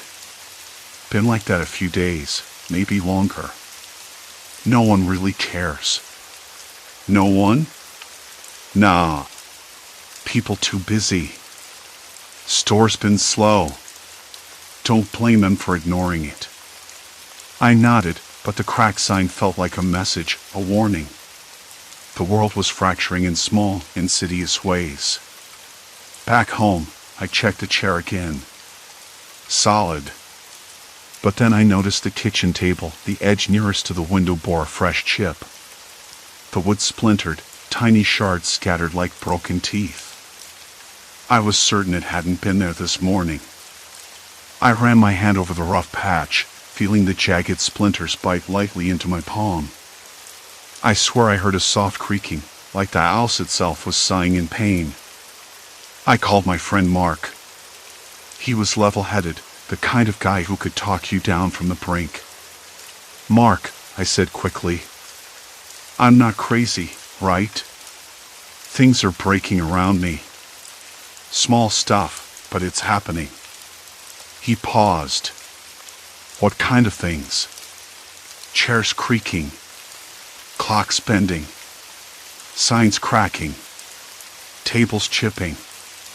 It's like the world's coming apart, but no one else sees it." "Sounds like stress," he said, voice calm but firm. "Maybe you're hyper-aware. Sometimes when your mind's on edge, you notice things differently." "Maybe." I rubbed my temple. "But what if it's more than that? What if I'm actually causing it? Or it's happening because of me?" "Don't go down that road." He sighed. "You need a break. Get some fresh air, sleep, maybe talk to someone." I promised I'd try. After the call, I sat on the couch, the soft fabric warm beneath me.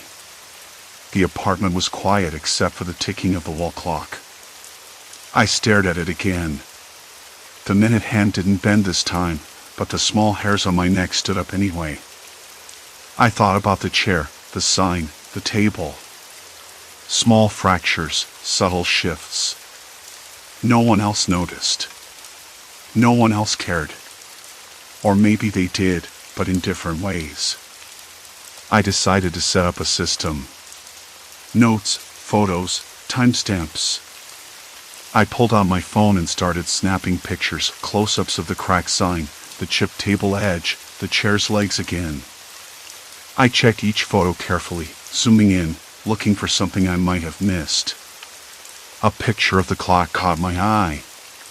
The minute hand looked slightly off-center, like it was leaning just a fraction too far to the right. I zoomed in, my breath catching. Had it moved since last photo? I couldn't say for sure. I set the phone down, fingers trembling. If this was a sign of my unraveling, I wanted to know before it was too late. But if it wasn't, if something else was going on, then I was in deeper trouble than I'd imagined. That afternoon, I went back outside, this time with my phone in hand, recording notes as I walked. The neighborhood felt different, though I couldn't say why. The trees seemed too still, the shadows too long. From a distance, a dog barked sharply, then fell silent. Silence. Complete silence.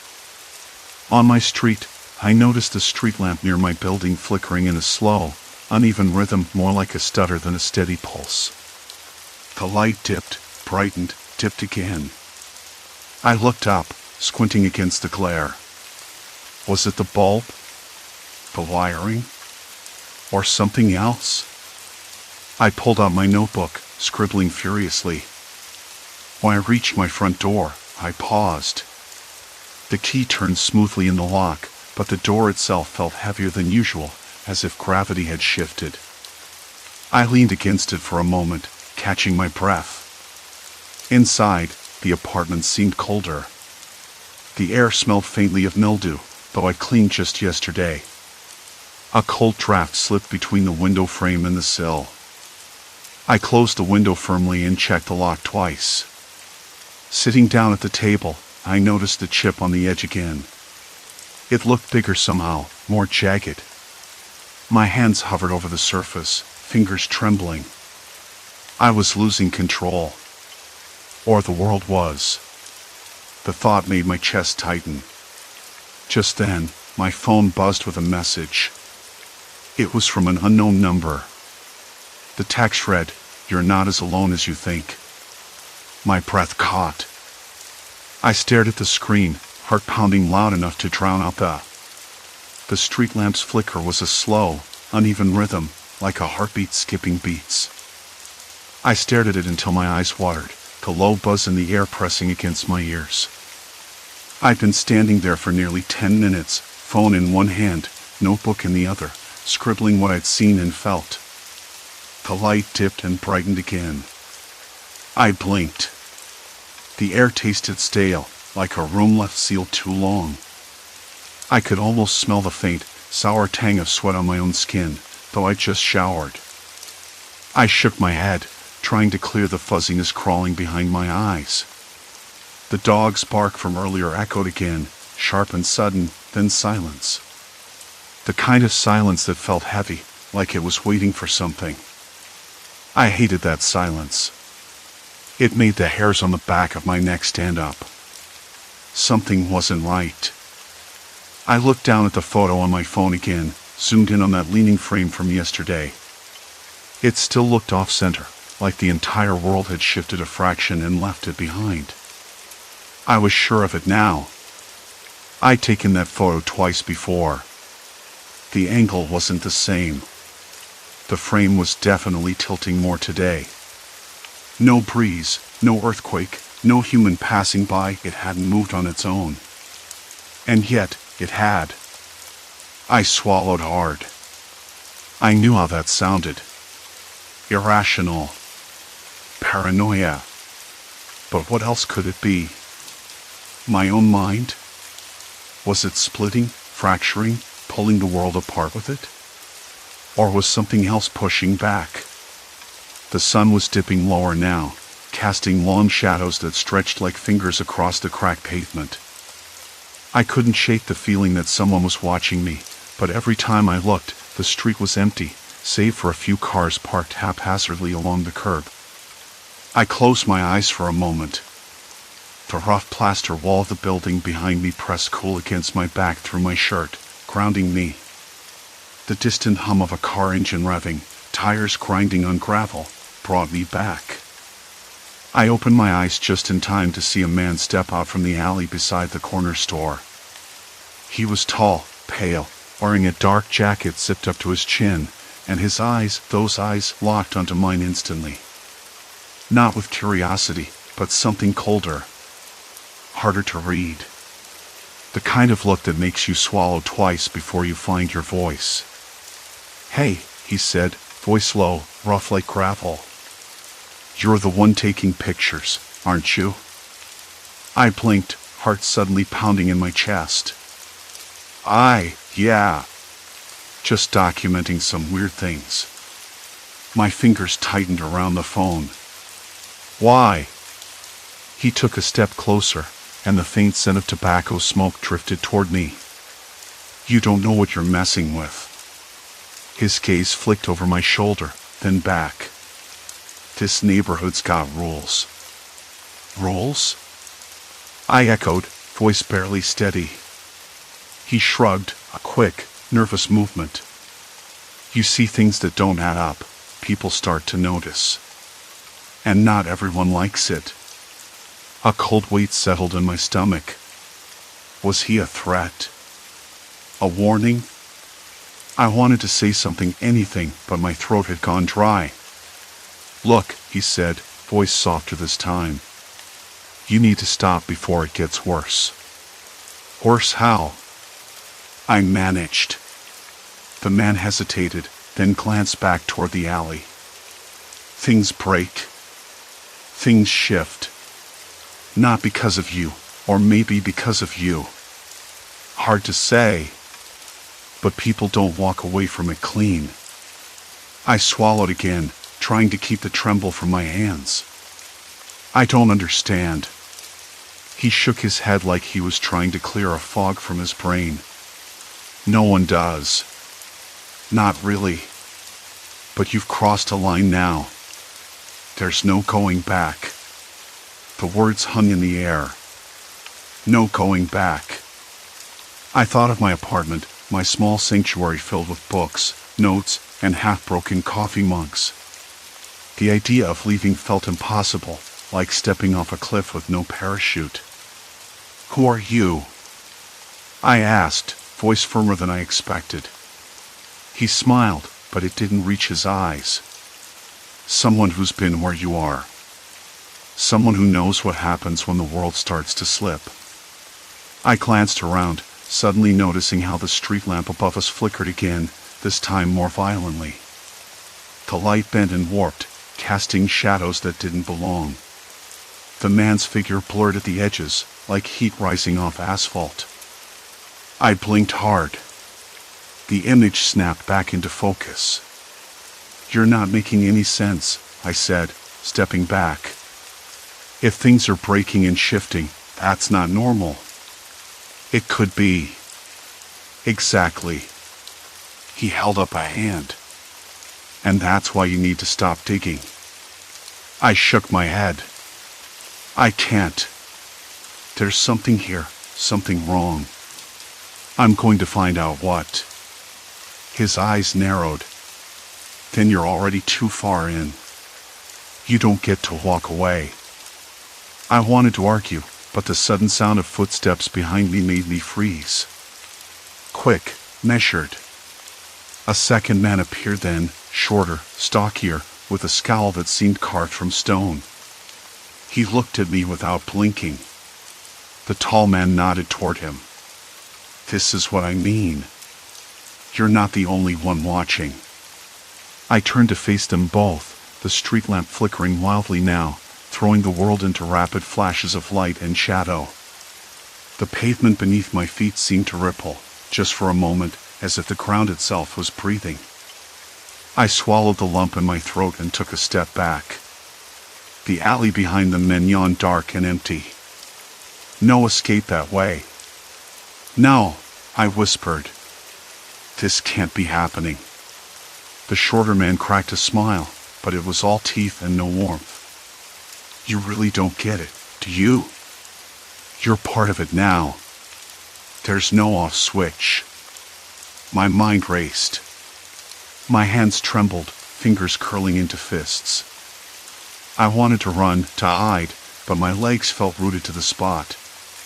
The tall man's voice cut through the growing tension. "Look around you. Nothing's the same anymore. And that's on you." I glanced down at my phone again. The air in the room thickened as shadows lengthened, weaving secrets only the old house seemed to understand. I blinked and looked up. The men were moving closer, but the street lamp flickered one last time, then went out completely. Darkness swallowed us all. Silence. Complete silence. I didn't know how long I stood there, heart hammering in the pitch black. When the dim light that cast long, dancing shadows finally flickered back on, the men were gone. The street was empty, still and cold. The only sound was my ragged breathing and the distant, uneven bark of a dog.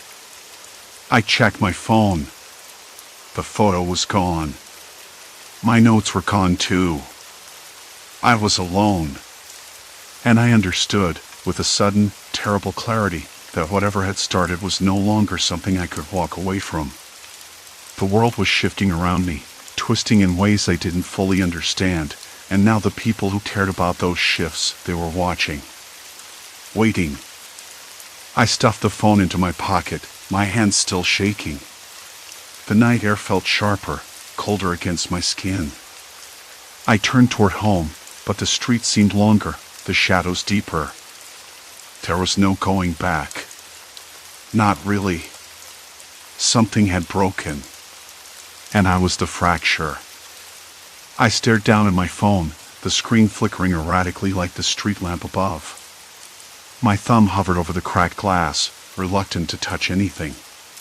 The numbers on the display blurred in and out, digits shifting as if the device itself was unwilling to show me the truth. I blinked hard, trying to steady my vision, but the world refused to settle. The two men stood motionless, shadows stretching long and thin across the cracked pavement. The taller one's gaze was unyielding, and the shorter man's grin stretched wider, more like a predator's than a joke. I wanted to tell him to leave, to back off, but my voice had deserted me. "You don't understand," I finally managed, voice barely above a whisper. "I don't know what this is. Why I'm supposed to be." The tall man's eyes narrowed, like I'd just insulted him. "You don't have to understand. You just have to accept it. That's the hard part." I swallowed, the taste of dust and something metallic thick in my mouth. My legs trembled, but I forced myself to take a step back. The alley behind the men seemed to pulse with darkness, the shadows shifting as if alive. An icy breeze whispered past me, carrying with it the faint scent of mildew and burnt rubber. I suddenly noticed a sharp scraping noise, something dragging along the metal dumpster near the alley's mouth. I turned my head, heart stuttering.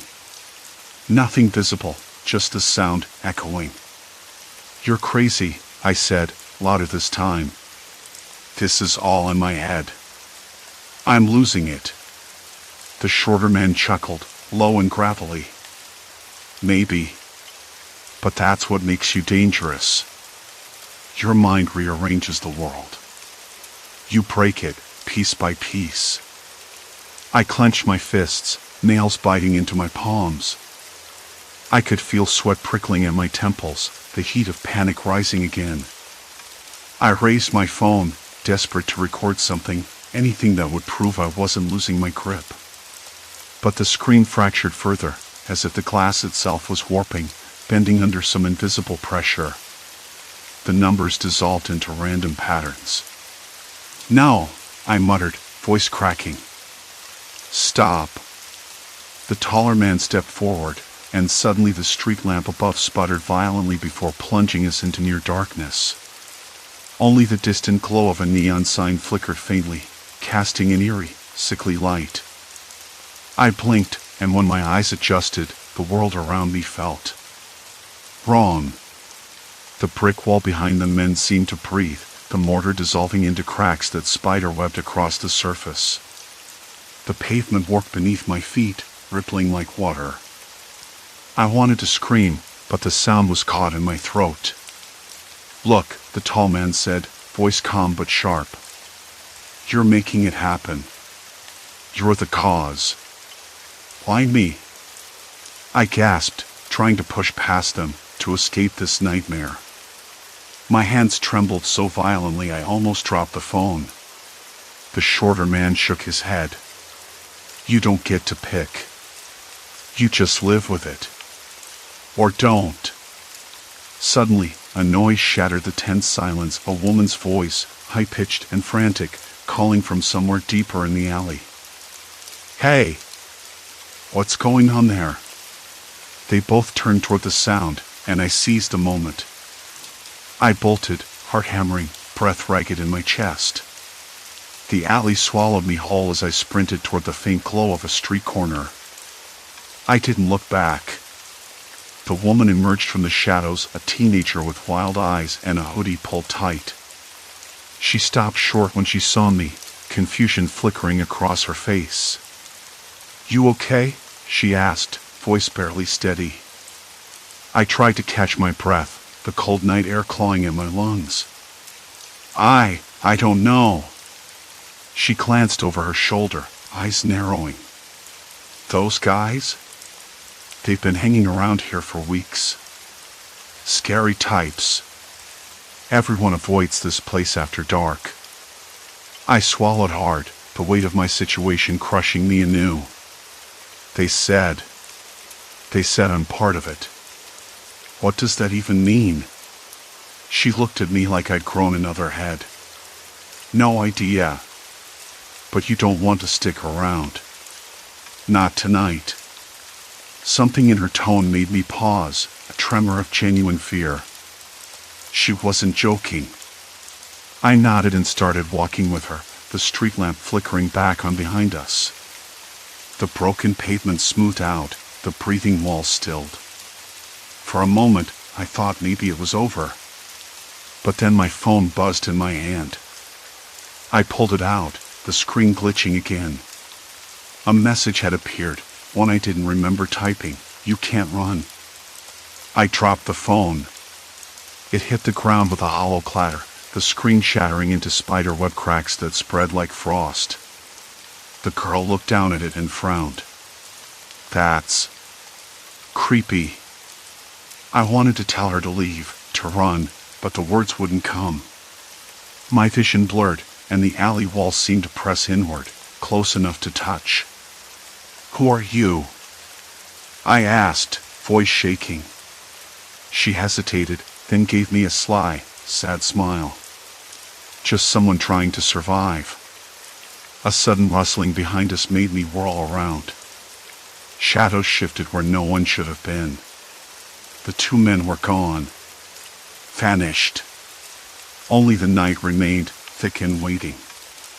I realized then that maybe I wasn't just losing my mind. Maybe I was being hunted. Not by ghosts or monsters, by something worse. My own breaking reality. And no matter what I did, I couldn't escape it. Not now. Not ever. The morning light was thin, almost apologetic, slipping through the cracked blinds like it wasn't quite sure if it should bother. I sat on the edge of my bed, hands pressed against the rough cotton of the blanket, trying to steady the tremors running through my fingers. The room smelled faintly of stale coffee and something metallic I couldn't place. Maybe rust. Maybe the remnants of panic itself. I didn't know anymore. For days, I'd been watching the world bend in ways that made no physical sense. The shattered mug on the kitchen counter, its handle cracked clean off despite me being the only one in the apartment. The slow, almost imperceptible drift of the clock's hands, sometimes jumping backward just enough to make me doubt my own memory. The way the door frame seemed to lean in closer when I wasn't looking, as if waiting for me to break. It wasn't just my mind anymore. It was everything around me.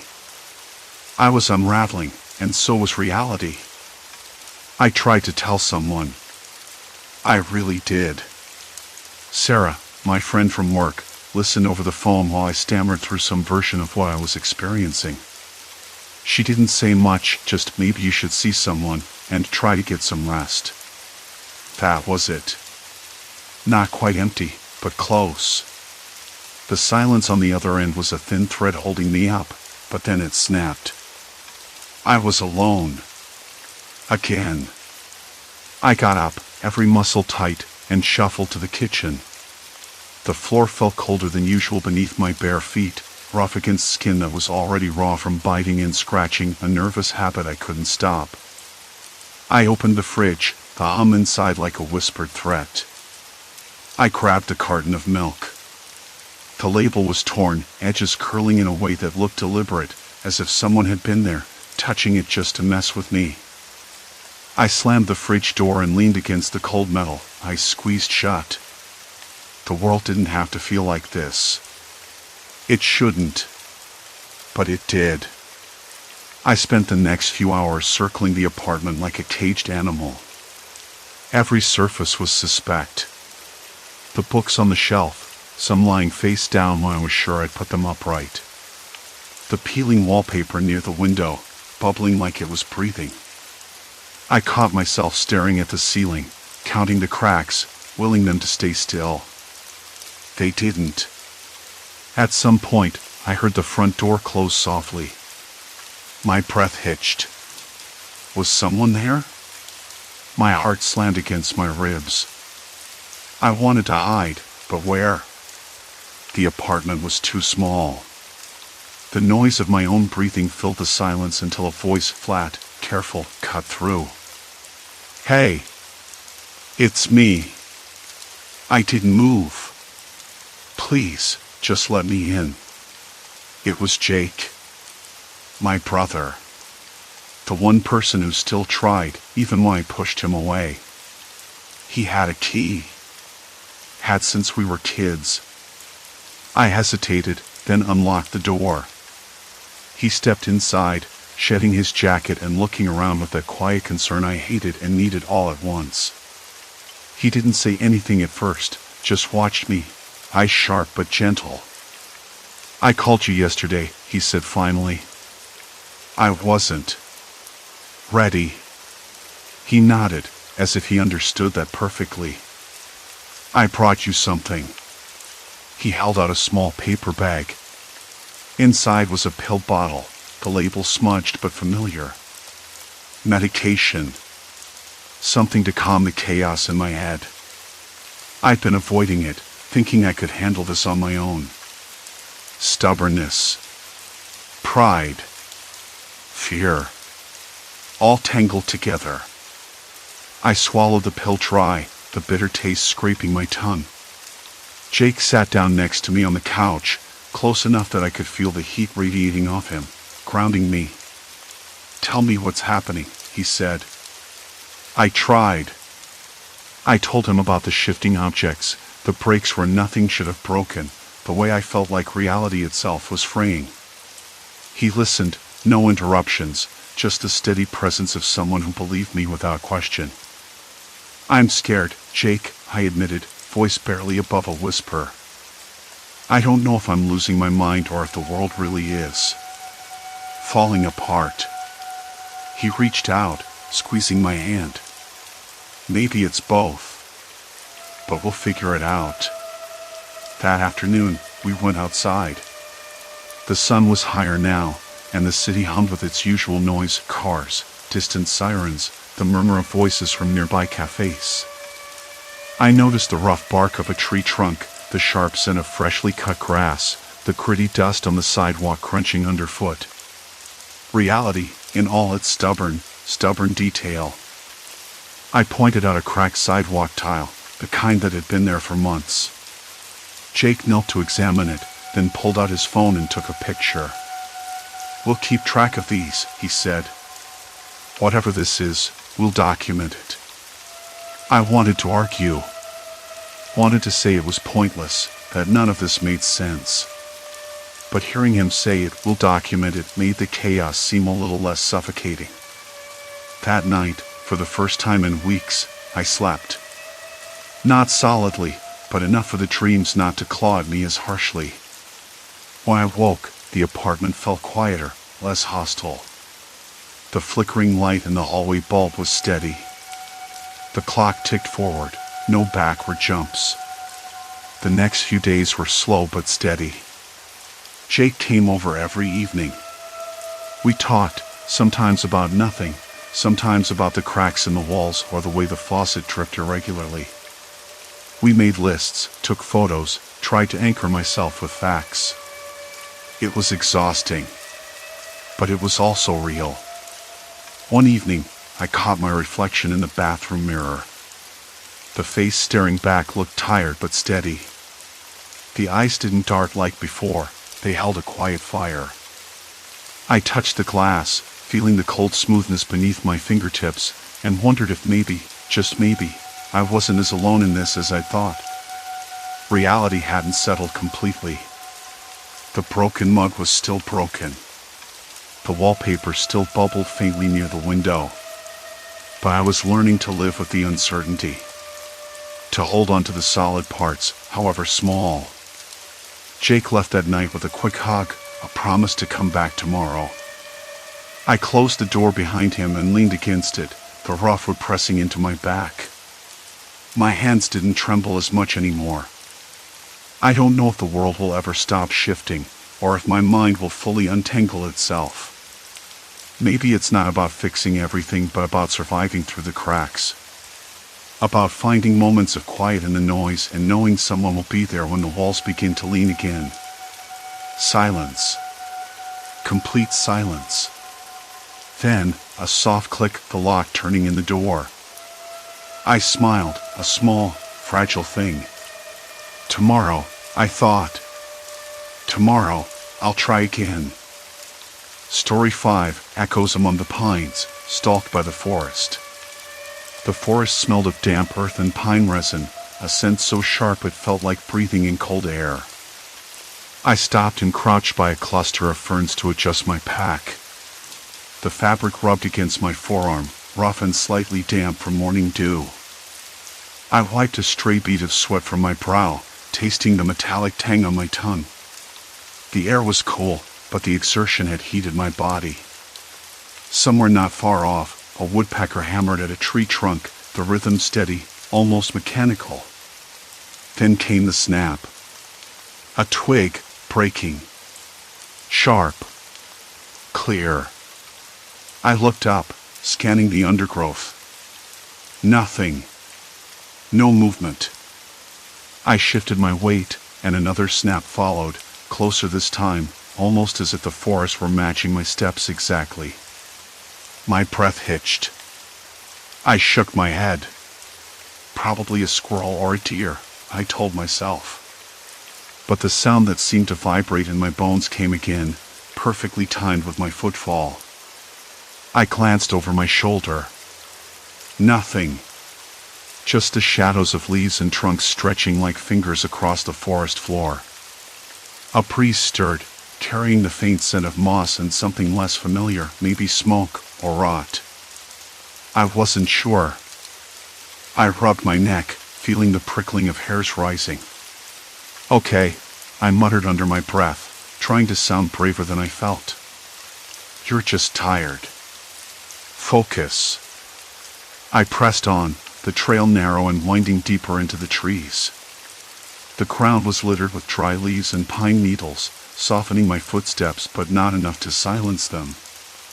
The birdsong continued, sometimes loud and cheerful, sometimes distant and subdued, but it always seemed to fall into rhythm with me, as if the forest itself were breathing alongside me. I stopped again. The quiet was different now, not the natural hush of the woods, but something tighter, more deliberate. There was a faint rustling to my right, leaves whispering against one another. A flicker of movement, maybe a shadow. I snapped my head toward it, heart accelerating. Nothing. I swallowed hard. Hello? My voice sounded strange, too loud in the stillness. No reply. I moved forward, slower this time, senses straining. The path curved ahead, the undergrowth thickening. I caught the scent of pine needles crushed underfoot, and then the unmistakable smell of fabric, faint and faded, like someone had brushed past a jacket recently. I stopped dead. The sounds around me shifted, the bird calls paused, as if holding their breath. The forest seemed to lean in, waiting. Another snap. Not from me. Not this time. I whipped around, eyes darting. The branches swayed, but no one stepped into view. My hands trembled. I forced myself to breathe evenly, to push down the sudden tightness in my chest. Maybe it's just an animal, I said again, though my voice cracked. Maybe a deer or a raccoon. But I didn't believe it. Something was here. Something was moving with me. I tried to steady my steps, walking in deliberate, uneven patterns, trying to throw off whatever might be shadowing me. The twigs snapped with each movement, not on my side anymore, but always a step behind, a breath away. I stopped and crouched low, pressing my back against a mossy tree trunk. The bark was rough and cool against my skin, grounding me. My ears sharpened to the smallest noises, the soft rustle of leaves, the distant drip of water from a hidden spring. Then I heard it, a low, almost imperceptible whisper. Not words, just breathy sounds that could have been wind or the shifting of fabric. I cocked my head, straining to catch anything else. Silence. Complete silence. I felt the weight of eyes on me, the invisible gaze of something patient and calculating. My fingers dug into the bark, nails pressing against the rough surface. I forced myself to look around again, scanning every shadow, every hollow. The trail ahead forked, one path leading up a steep incline, the other dipping toward a darker thicket. I had to choose.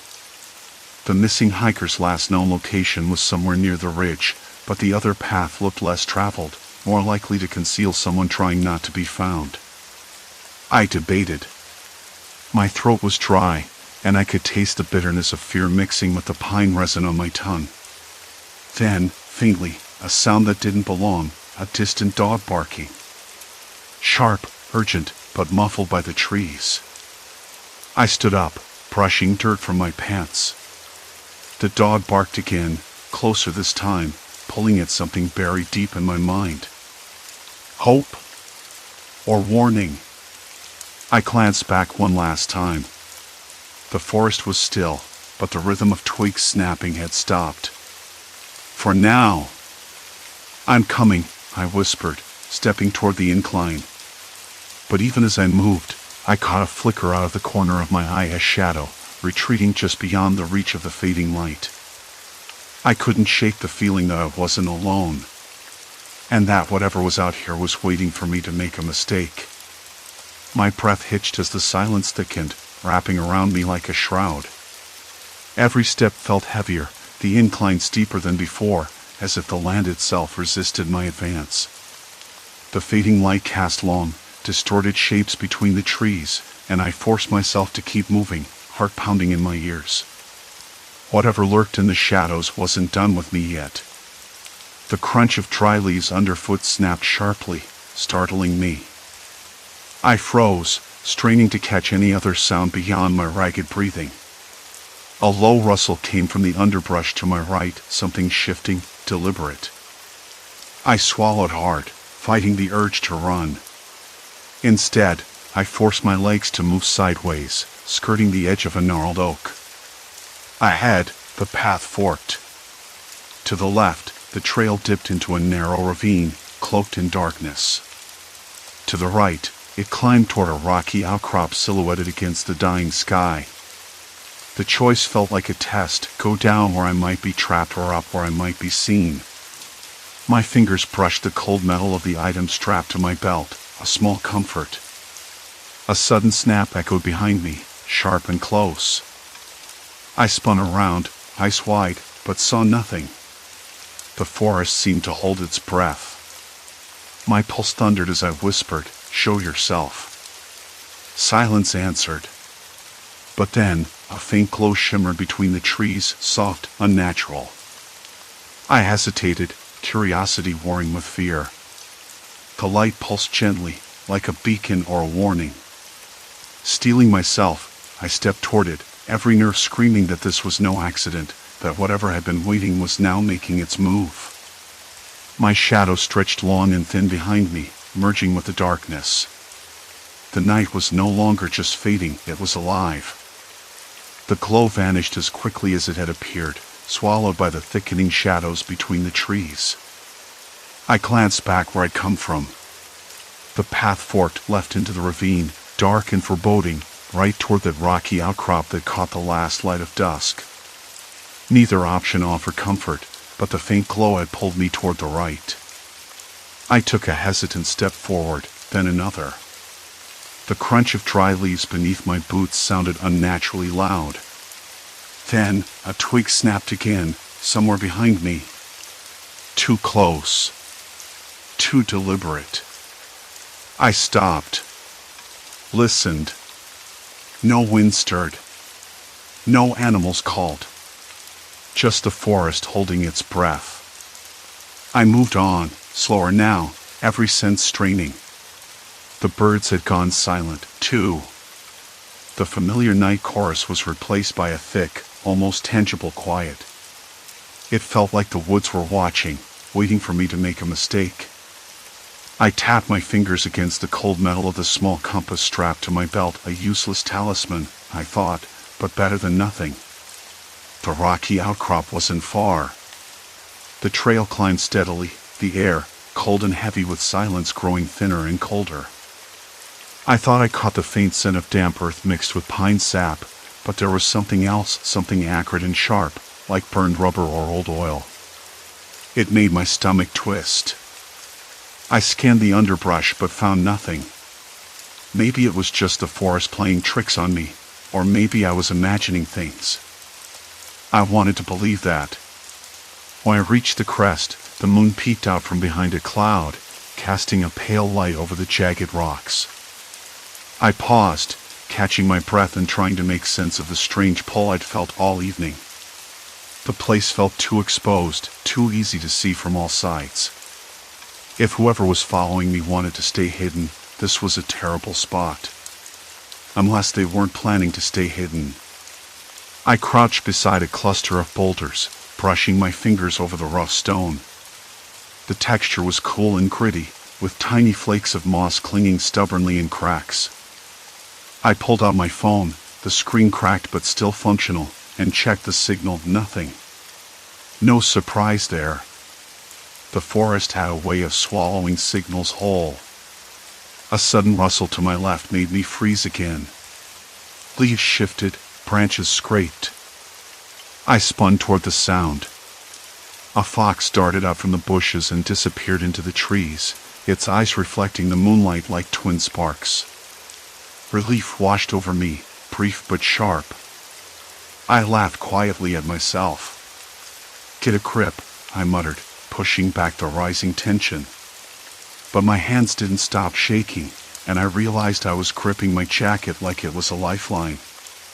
I pulled up the small notebook from my pocket, the one I always carried on hikes, filled with scribbles, maps, and notes about routes. Flipping through, I found the last entry. Near the gnarled oak, light flickered. Possible signs of recent human presence. A fake note, but it was something. Evidence. I traced my finger along the page, then looked up. The forest stretched endlessly, shadows pooling between the trees like spilled ink. I felt the weight of the night pressing in, a pressure that made every breath feel harder to draw. Something wasn't right. I wasn't alone. Not really. The snapping sounds had started again, subtle at first, then growing louder. Twigs cracked in perfect rhythm with my steps, leaves rustled just behind me, and faint bird calls, too rhythmic, too deliberate, echoed through the air. It was as if the forest itself was mimicking me, step for step. I stopped abruptly and listened. The noises stopped. Then a single twig snapped directly behind me. My pulse hammered in my ears. I glanced over my shoulder, but only the dark silhouettes of trees met my eyes. "Who's there?" My voice was hoarse, barely more than a whisper. No answer. I swallowed, trying to push down the sudden wave of panic rising in my chest. The rational part of my brain argued that it was an animal, maybe a deer or a rabbit, disturbed by my presence. But the pattern, the synchronization, felt too precise, too intentional. I adjusted my pack, digging out the small flashlight I brought. The beam was weak but enough to pierce the darkness ahead, casting long, jittery shadows. I swept it slowly across the trees, the underbrush, the rocks. Nothing moved. No eyes caught the light. I felt a cold bead of sweat run down my temple. The forest was watching, waiting. The thought made me shiver. My phone buzzed suddenly in my pocket. I yanked it out, heart racing. A text from my partner, "Emma, any luck?" Feeling uneasy here. I typed back quickly, fingers fumbling. Nothing yet. Strange sounds. Feels like I'm being followed. Her reply came almost immediately. "Be careful. Don't trust the quiet." I pocketed the phone and took a deep breath, trying to steady my nerves. The night had turned into a trap, and I was the prey. I knew I couldn't keep wandering blindly. I needed a plan. I traced the path back in my mind, the gnarled oak near the fork, the flickering light between the trees, the scent that didn't belong. Human scent. I was sure of it now. Someone else was out here, watching me, hiding just beyond the edge of my flashlight's glow. I moved deliberately, checking every shadow, every rustle. Then I spotted it, footprints pressed into the soft earth near a fallen log, partially covered by leaves. Smaller than mine, but fresh. The edges still sharp. Someone had been here recently. A knot tightened in my stomach. Whoever it was, they knew these woods well. Maybe better than I did. I crouched, brushing leaves aside carefully. The prints led back toward the ravine. My gaze flicked to the left path, dark and narrow, like a mouth waiting to swallow me whole. If the person who left these prints was the same one who'd been making those snapping sounds, then they were close. Too close. I pushed the flashlight deeper into the ravine's mouth. The stillness was oppressive. Branches reached out like twisted fingers, and the air smelled damp, thick with rot and something metallic, blood, maybe, or rust. My breath caught. This was no longer a simple search for a lost hiker. Something darker had settled here. I debated turning back, calling Emma and the search team to regroup. But then I thought of the missing hiker, alone, vulnerable, waiting somewhere in this maze of trees and shadows.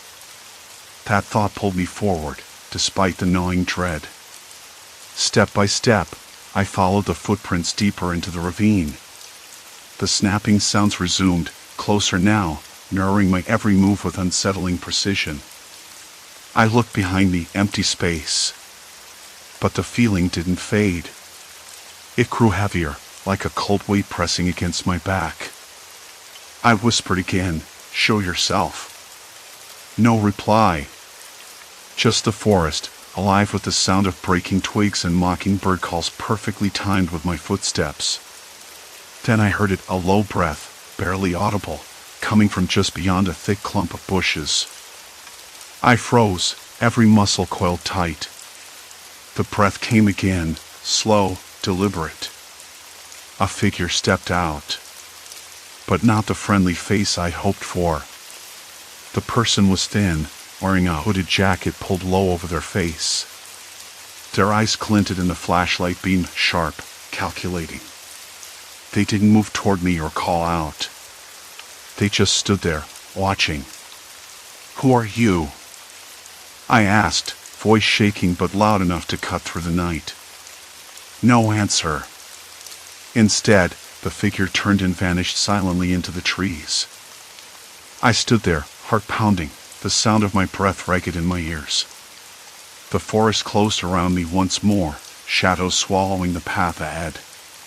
The game had changed, and I wasn't sure I was ready for what came next. The weight on my back didn't ease. If anything, it pressed down harder, like the forest itself was leaning in, watching. I shone the flashlight behind me again. Nothing but shadows and empty air. No footprints, no shapes. Just the damp scent of earth, moss, decay, and something metallic still lingering in the cold night. The snapping sounds matched my steps again, crisp and deliberate. I stopped. "Who's there?" My voice cracked, swallowed by the thick silence. Nothing answered but a distant owl sounding its mournful call. I swallowed hard, trying to steady the tremble in my hands. This wasn't just a game of echoes anymore. Someone or something was tracking me. I tried to keep calm. Rational thoughts fought for a foothold. It had to be a person. No animals could move so quietly, so deliberately, matching me step for step. But if it was a person, why didn't they make themselves known? Why the eerie mimicry? That wasn't normal behavior. It wasn't even sane. I crouched to examine the footprints again. They weren't mine. Smaller. Lighter. The print pattern was unfamiliar, too. The person was nimble, careful. Not a hunter or a tracker like me. Someone who knew the forest but didn't want to be found. I glanced up, scanning the trees. Branches swayed faintly, but the wind was dead calm. Still, the forest seemed alive with something unseen. The cracking twigs snapped again, always a step behind, never ahead. My skin prickled. I hated feeling hunted. "Look, I don't want trouble." My voice came out steadier this time. "If you're out here, let's talk. You're not the one I'm looking for, but I'm not leaving without her." Silence. Complete silence. Then, the snapping doubled in speed, closer now, as if the person decided to match my quickened pace. I had no choice but to move forward. There was no way back, no easy way out of this maze of trees and shadows. I pushed deeper into the ravine, the beam of the flashlight bouncing over gnarled roots and mossy rocks. The air grew colder, dampness seeping through my jacket. My breath formed small clouds, the metallic scent stronger, I hesitated where the ground sloped sharply down, slick with mud and fallen leaves. The footprint stopped at the edge of a steep bank. I scanned the area and caught the faintest hint of fabric snagged on a branch, a strip of torn nylon, maybe from a jacket or backpack. My pulse quickened. It was a clue, but whose? Emma? I called out, loud but careful. If you're here, I'm coming for you. No reply. Just the usual forest sounds, but off. The birds' calls were stilted, as if interrupted mid-phrase. The wind shifted, carrying whispers of something faint and distant, childish laughter. Or just my imagination unraveling. I pressed on, descending the slippery slope. The flashlight flickered, momentarily plunging me into darkness. The fear in my chest flared. What if the batteries died here, in the middle of nowhere? I tapped the side, willing it back on. A figure materialized ahead, just beyond the trees, but when I blinked, it was gone. My heart thudded painfully. I told myself it was a trick of the dim light that cast long, dancing shadows, a shadow cast by branches. But I couldn't shake it. Then I heard it, a voice, low and breathy, barely a whisper. You shouldn't be here. I spun around, flashlight slicing through the gloom. No one. The snapping sound stopped abruptly, replaced by silence even heavier than before. I felt exposed, naked in the dark. Who are you? I demanded. What do you want? A rustling in the brush answered me. Not from one side, but all around, as if something or someone was circling. I took a step back, heart hammering, feet slipping on wet leaves. There was no escape path visible. Every direction was blocked by thick undergrowth. I realized then that I'd crossed a line. There was no turning back. The forest had closed in, and whoever was out here wasn't going to let me leave easily. My radio crackled suddenly, static, then a faint voice. Emma? No, too distorted to tell. Maybe someone else on the team trying to reach me. I pressed the button, yelling, "This is Harper. I'm at the ravine.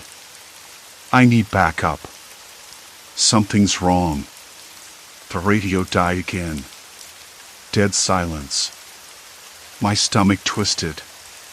A faint light flickered between the trees, a small torch, maybe? Whoever it was, they were watching, waiting for me to make the next move. I could feel their eyes, cold and unblinking. I swallowed the lump rising in my throat and forced my legs forward, deeper into the darkness. The forest's breath was on my neck, a slow, steady rhythm that matched my own. The snapping started again, slower now, deliberate. Step by step. A twig snapped sharply to my left. I whirled, heart in my throat. A man stepped into the beam of my flashlight. Tall, lean, face shadowed, eyes glinting with something I couldn't name. "You're not supposed to be here," he said quietly, voice steady but low. Neither of us moved. The forest held its breath. I swallowed, voice steadying despite the cold knot in my gut. "I'm looking for Emma. She's missing." He shook his head. "She's gone. You should leave." I shook my head back, fists clenched. "I can't." He smiled then. Not a friendly smile. More like a warning. "You should have turned back hours ago," he said. "Now, it's too late." The snapping sound circled us once more, fading into the night. I realized with a slow chill that this wasn't a random encounter. It was a trap, and I'd walked right into it. I took a deep breath, the cold air biting my lungs. No way out. No one coming for me. And a man who knew these woods better than I ever would. The forest whispered around us, waiting for what would come next. The silence stretched between us like a taut wire, ready to snap. "You said Emma's gone," I said, voice low, steady even though my hands trembled. "What do you mean?" "Where exactly?" He didn't answer right away. Instead, his gaze slid past me like I wasn't there. I followed it, trying to catch what he was watching. Nothing but black trees and the faint shimmer of moonlight through leaves. A late breeze stirred the damp earth, carrying with it the sharp, sour scent of decaying wood and something else faint, metallic, like rusted iron or old blood. My stomach clenched. This wasn't just a forest. It was a trap. "She's out there," he said finally, voice soft but certain. "Not like before, she's changed." Changed. The word felt heavy with meaning I couldn't grasp. I swallowed hard. "What do you want from me? Why are you here?" His smile was thin, an item without a hilt. "I'm waiting." "You're late." My heart sank. Waiting for what? For me to disappear? For Emma to fall deeper into whatever nightmare this was? The snapping twigs moved again, closer this time, circling like a predator playing with its prey. I wanted to turn, run, but my feet felt glued to the dirt, roots sneaking up my ankles. I told myself it was just fear. Just exhaustion. But something darker was out there. I could feel it. "Look," I said, voice cracking. "I don't know who you are, but this isn't a game. People are missing. Emma's missing. I'm not leaving until I find her." He shook his head slowly. "You don't understand what you're walking into. You never did." "Then tell me," I said, voice rising, frustration bleeding through.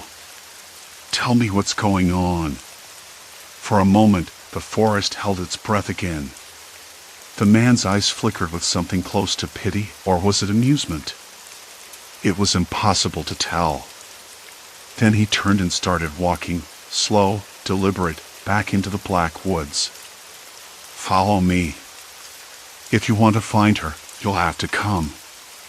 I hesitated, every instinct screaming at me to back away, disappear into the shadows.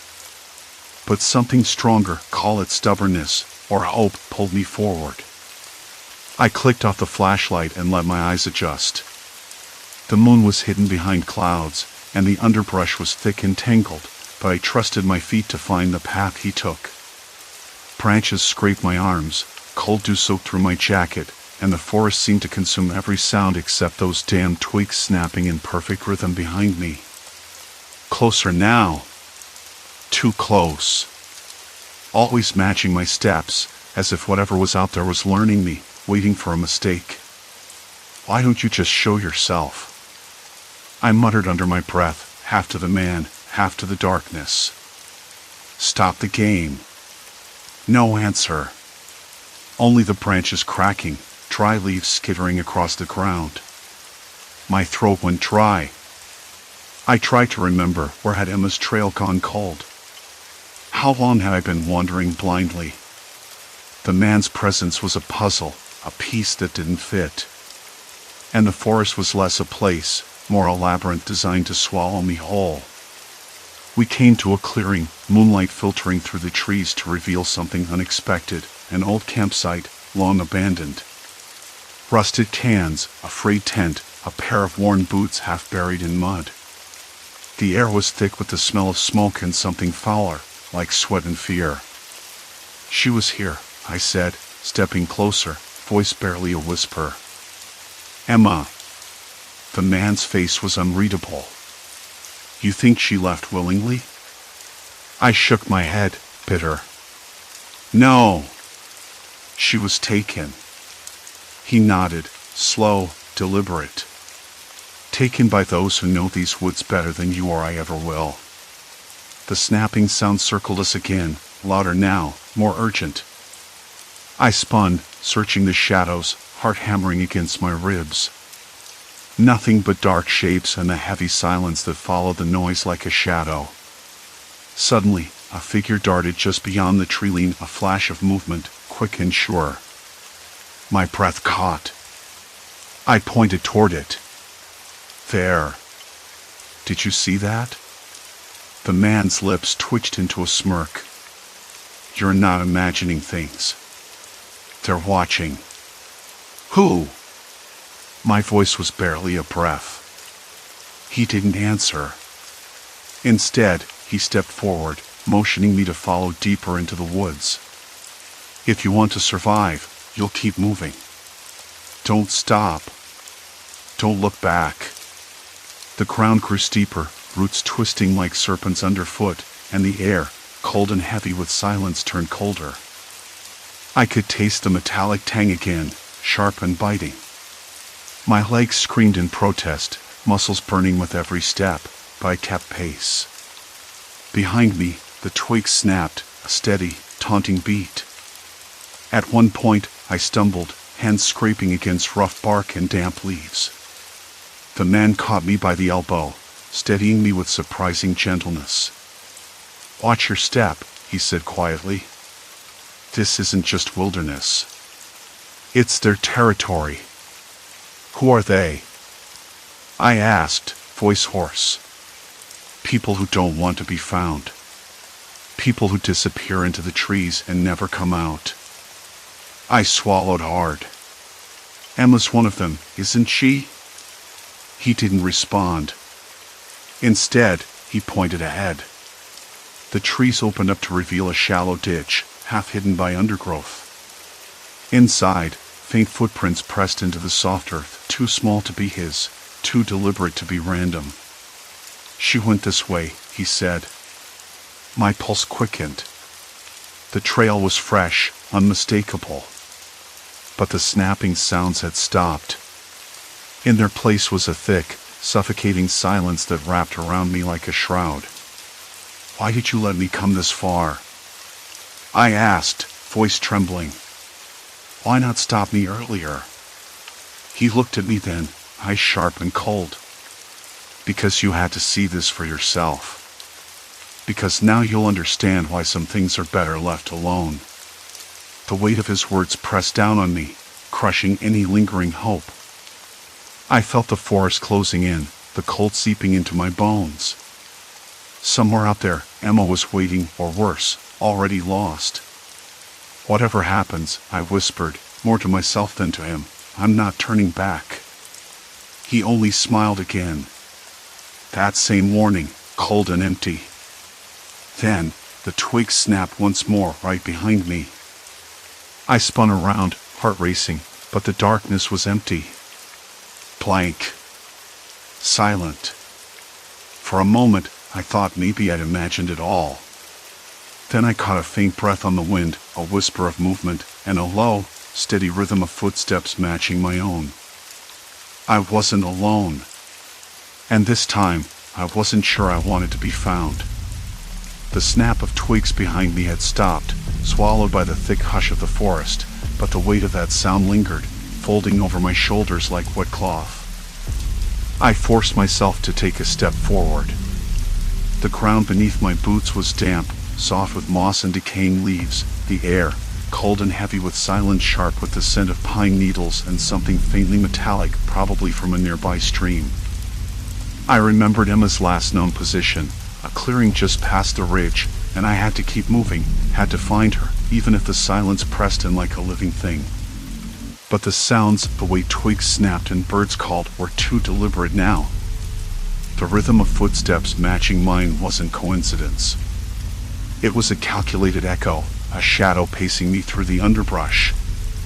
I told myself it was someone watching, maybe even following, but the thought didn't bring relief. Instead, it tightened the coil in my chest until I felt like I couldn't breathe. Who are you? I whispered, voice barely audible. Show yourself. No answer. Only the forest, breathing around me, indifferent and vast. I kept walking, leaving the ridge behind and descending toward the faint glow of moonlight filtering through the canopy. My flashlight sat useless in my pack. I didn't want to announce my presence with its artificial beam.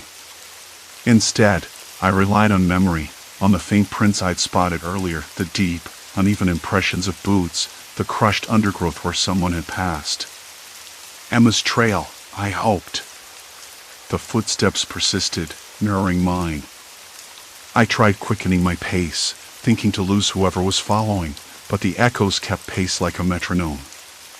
Twigs snapped on my right as I veered left, soft rustling answered in concert. Birds quieted, then resumed their calls only after I stopped, as if signaling something unseen. At one point, I caught a shadow slipping between trees, a figure, just beyond the reach of moonlight. I froze. The figure held still, watching. My throat tightened. Every instinct screamed to run, but my feet felt rooted. "I'm not here to fight," I said, voice cracking. "I just want to find Emma." The figure didn't move. The silence stretched, thick and palpable. Then, a low voice, almost a breath, "You don't understand what you're stepping into." I swallowed hard, heart hammering against my ribs. "Help me, then. If you know where she is, tell me." A pause, then the figure stepped forward into the moonlight, revealing a man older than the one I'd spoken with before, his face weathered and lined, eyes sharp and wary. He didn't smile. "She's not here anymore," he said quietly. "And the forest doesn't give up its own." "What do you mean?" I pressed. "Where is she?" He shook his head slowly. "Gone. Like many who wander too deep. You should leave." I clenched my fists, frustration bubbling beneath exhaustion. "I can't. Not until I know." He looked away, then back. "Then you'll be lost too." The words felt like a verdict, but I wasn't ready to accept it. I asked, "Why are you following me?" "Watching me?" He hesitated. "Because you remind me of someone I couldn't save. You're not the first to come looking. You won't be the last." The forest seemed to lean in closer, the branches pressing like fingers against the sky. I realized then the man wasn't the threat. The threat was the forest itself, the quiet menace of getting lost, of being swallowed by something that didn't care. People disappeared here, swallowed not by monsters but by isolation, fear, and their own mistakes.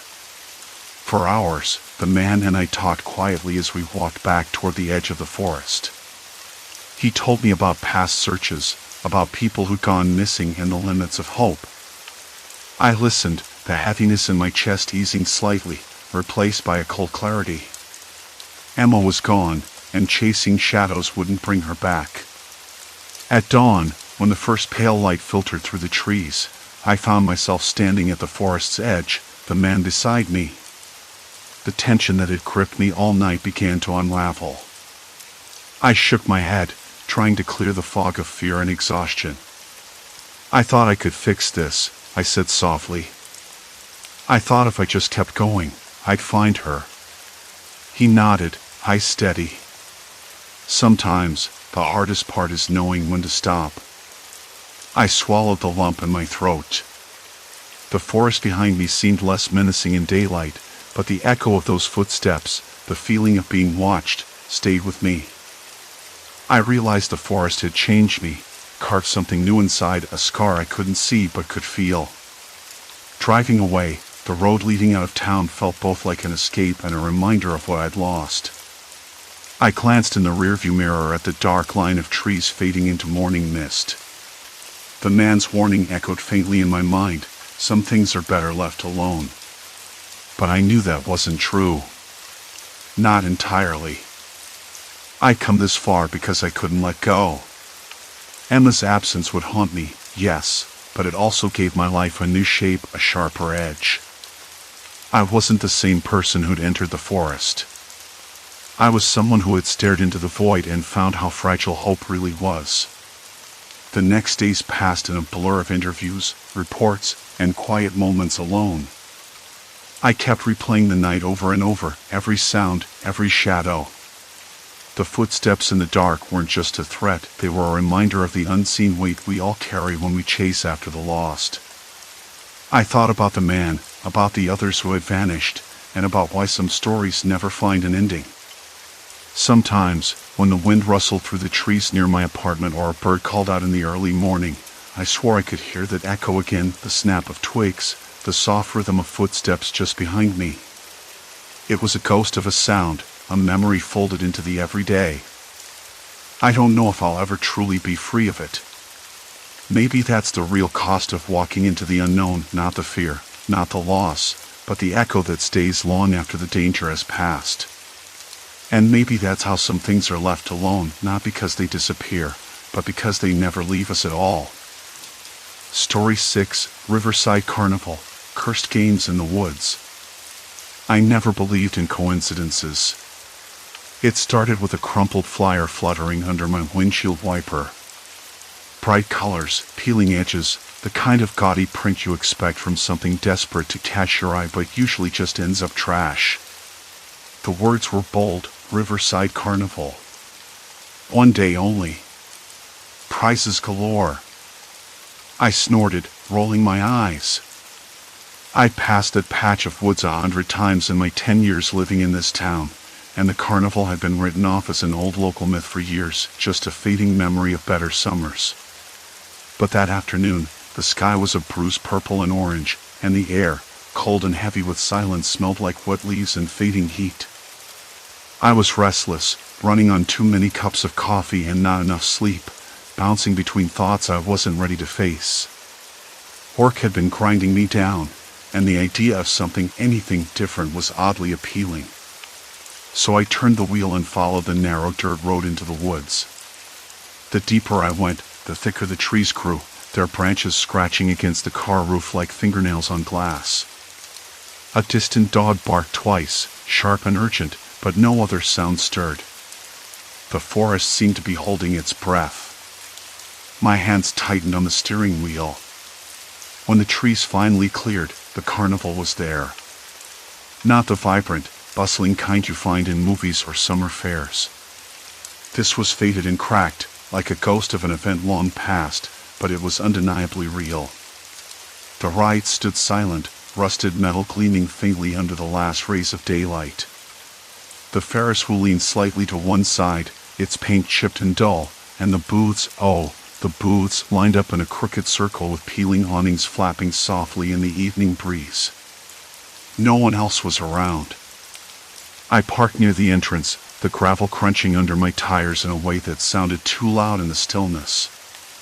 The air smelled funny, part damp earth, part something else I couldn't place. Was it old popcorn? Or maybe that sickly sweet scent of melting candy? It clung to my shirt and made me wrinkle my nose. I stepped out, the cool air prickling my skin. The carnival lights blinked weakly, as if someone had plugged in a generator somewhere deep inside the woods. A single neon sign buzzed overhead, flickering unevenly, "Play your luck." The sound was low and mechanical, like a heartbeat out of sync. I hesitated. The place looked deserted, but the lights and sounds suggested otherwise. Like it was alive, just waiting. "Hello?" I called out, voice cracking slightly.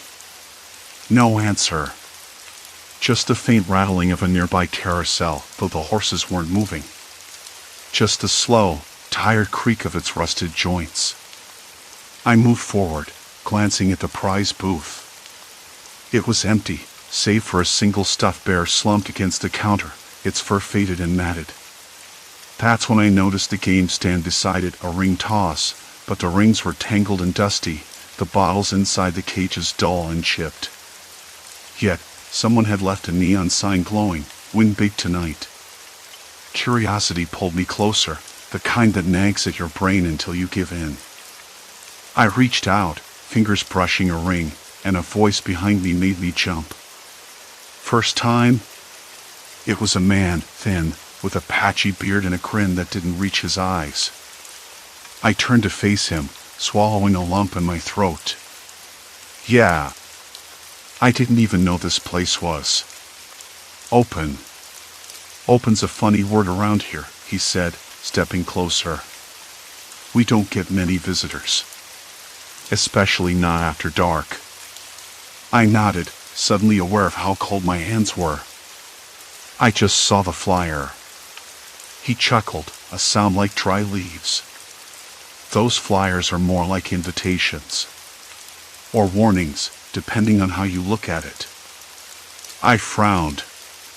Warnings? He shrugged, eyes flicking toward the carousel. People come. They play. Some win. But not everyone leaves the same. The unease settled deeper in my chest. Sounds like a sales pitch gone wrong. Maybe, he said, then pointed to the ring toss. Want to try? You might win something nice. The ring slipped from my fingers, clinking as it landed around a bottleneck. A buzzer sounded unexpectedly loud, and the stuffed bear on the counter suddenly had a tag pinned to its ear. Claim your prize inside. I blinked, heart tightening. The man smiled again, but there was something sharp behind it. Go on. Take it. I grabbed the bear, and as I did, I caught the faintest hint of dampness beneath the tag. Not water. Something else. Something that made the back of my neck prickle. Thanks, I said, voice lower than I intended. The man nodded and stepped back into the shadows of the booth, disappearing like a wisp of smoke. I was alone again, the carnival silent except for the hum of the flickering sign. As I turned to leave, the carousel creaked louder, almost like a sigh. The path I'd come in on was still visible, but there was a strange tightness in the air, as if the trees had leaned in a little closer, watching. I shook my head. I was being ridiculous. It was just an old carnival, dusty and forgotten. Nothing more. But when I glanced at the bear in my hand, I noticed the tag had changed. Welcome to the game. I swallowed hard. The air tasted metallic, and a sudden breeze carried a faint whisper, so soft I couldn't tell if it was real or just my imagination. I shouldn't have stayed. I knew that. But somehow, I couldn't walk away. Not yet. Because something about that carnival was alive. And it was watching me back. The morning light was thin, almost hesitant, as if the day itself wasn't sure it wanted to be there. I sat up slowly, the old mattress creaking beneath me. My bedroom smelled faintly of damp carpet and something else, maybe the faint trace of my own sweat from restless sleep. The carnival's echo hadn't left me, the creaking carousel, the flicker of that sign, the shadowed booth with the man who'd vanished like smoke. I rubbed my eyes, but the tightness in my chest didn't ease. I knew I couldn't ignore it. Not anymore. By the time I forced myself out of bed, the house was quiet except for the hum of the refrigerator and the muffled traffic outside. I flicked on the news, nothing about the carnival.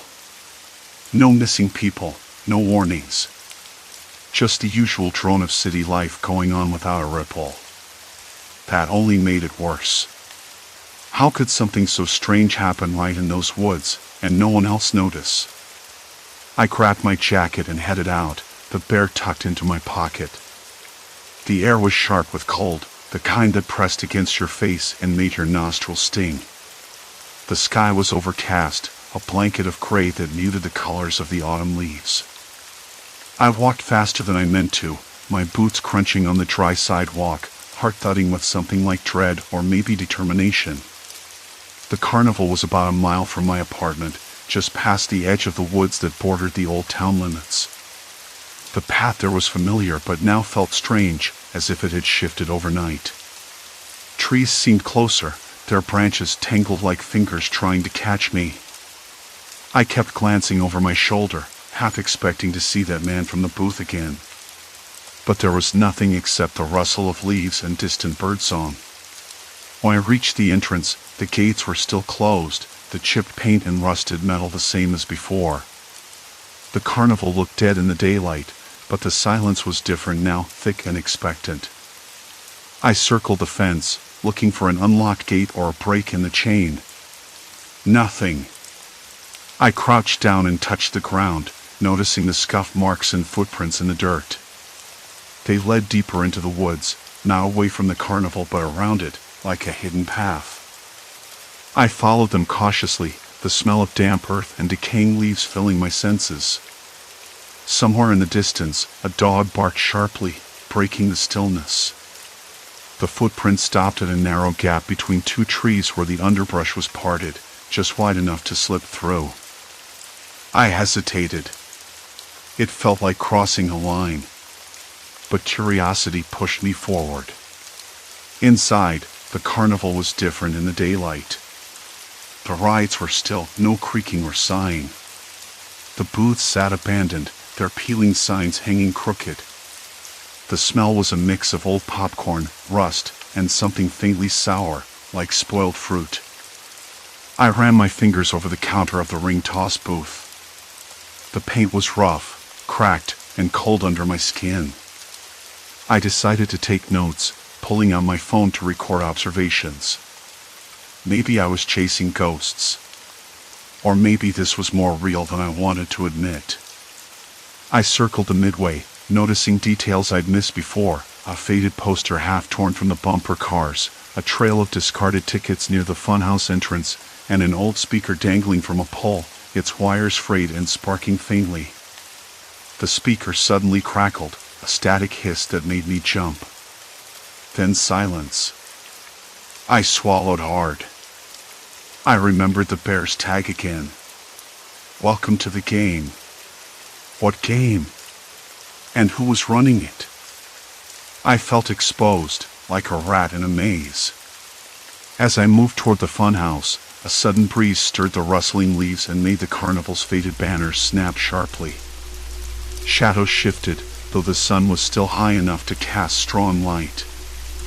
I blinked, trying to clear the image of a figure standing just inside the funhouse doorway, but when I looked again, there was nothing. Maybe I was tired. Or maybe the carnival was playing tricks on me. I pulled up the bear, turning it over in my hand. The tag had changed again, the words now replaced with a small map of the carnival grounds. A crude sketch, but clear enough to show the layout, rides, booths, paths. There was a red dot marked near the carousel. I glanced back toward the carousel, its paint dull but somehow more menacing in daylight. The horse's eyes seemed hollow, staring into nothing. The music box beneath it was silent. I checked my phone, no signal. No calls, no messages. Just the spinning wheel of searching in the corner of the screen. The sense of isolation hit me hard. If this place was rigged to trap visitors, cutting off their escape routes, then I was already caught. I stepped back from the carousel, suddenly aware of the carnival's silence pressing in around me. The booths that had seemed empty before now felt like watchful eyes. The path I'd come in on no longer looked inviting. The trees seemed to lean closer, their branches scratching against the sky like brittle fingers. I tried to call someone, anyone, but my voice sounded hollow through the phone speaker. Hello? Hey, it's me. I'm at the carnival. Something's wrong. I think I'm trapped. No answer. Just a faint crackle of static. I forced myself to keep moving, following the map's red dot toward the carousel. Each step felt heavier, like the ground itself resisted my progress. The wind picked up, carrying the faint scent of popcorn and something else, something sharp and metallic. At the carousel's base, I noticed a small hatch, half hidden beneath vines and leaves. It looked like an access panel, rusted shut but not sealed completely. I tugged at it, and it gave way with a groan. Inside was a narrow crawl space, dark and smelling of mildew. My fingers trembled as I reached in and felt the metal framework beneath the carousel. I pressed my ear to the panel and heard muffled voices, whispers, indistinct but unmistakable. I pulled back, heart pounding. I wasn't imagining things. Someone else was here. I stepped away from the carousel and scanned the woods beyond the carnival. The trees were dense, shadows pooling beneath their branches. A figure moved just beyond the tree line, a man. He stood perfectly still, watching me. I blinked, and he was gone. My hand shook as I stuffed the bear back in my pocket. The carnival wasn't abandoned. It was alive with people, or something like people, but they were hiding. Watching. I needed to find out who they were, and why they were here. But as I turned to leave, the path I'd come in on was gone. The trees had closed ranks, blocking the way.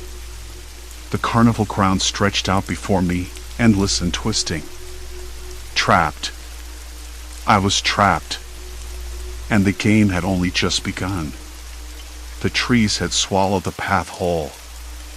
I stared at the thick, unyielding wall of trunks and branches where the trail should have been.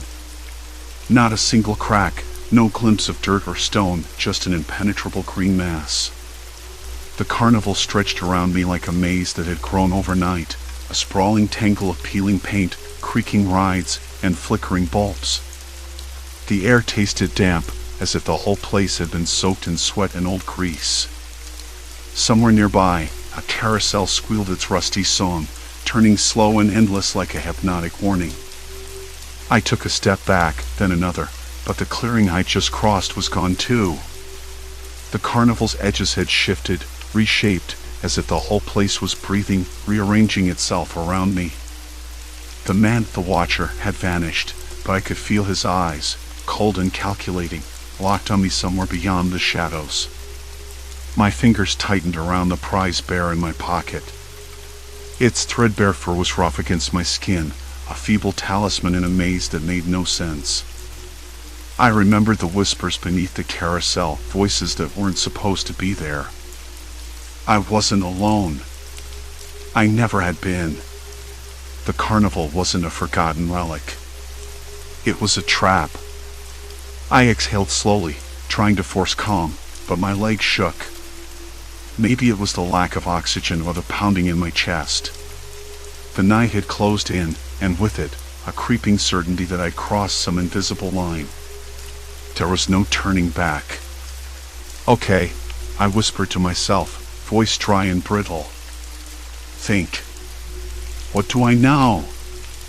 The game where I won the bear had been rigged. I'd seen it, felt it, the way the ring toss shifted ever so slightly just out of reach, the way the ball bounced with a cruel precision. Someone had designed this carnival to lure people, to keep them playing, chasing impossible wins. And now, with the prize in my pocket, I was caught. I started walking, my footsteps crunching on gravel and broken glass. The carnival sounds were muted but relentless, the faint rattle of a Ferris wheel, a calliope's warped melody, laughter too soft and clipped to be real. I passed a row of booths, their signs peeling in faded balloon pop, duck shoot, guess your weight. Each one seemed to leer at me, daring me to stop. I wanted to avoid them, but something pulled me forward, deeper into the labyrinth. The sky was a thick blanket of cloud, no stars, no moon. The only light came from the carnival's flickering bulbs, some steady, others sputtering like dying fireflies. Shadows gathered in corners, pooling beneath the tents, shifting with a life of their own. I could feel the humidity cling to my skin, smell the sour tang of trash and rot mingled with stale popcorn and caramel. I rounded a bend and froze. The man from the trees was there again, standing just beyond the carousel's edge. He didn't move, didn't blink. He was tall, lean, dressed in a threadbare jacket that looked like it had seen better decades. His eyes caught the light, sharp, watchful, as if measuring me.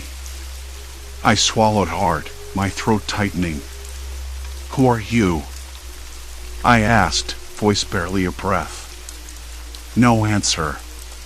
Just that cold stare. Then, from somewhere behind the carousel, a low murmur rippled through the air, cold and heavy with silence.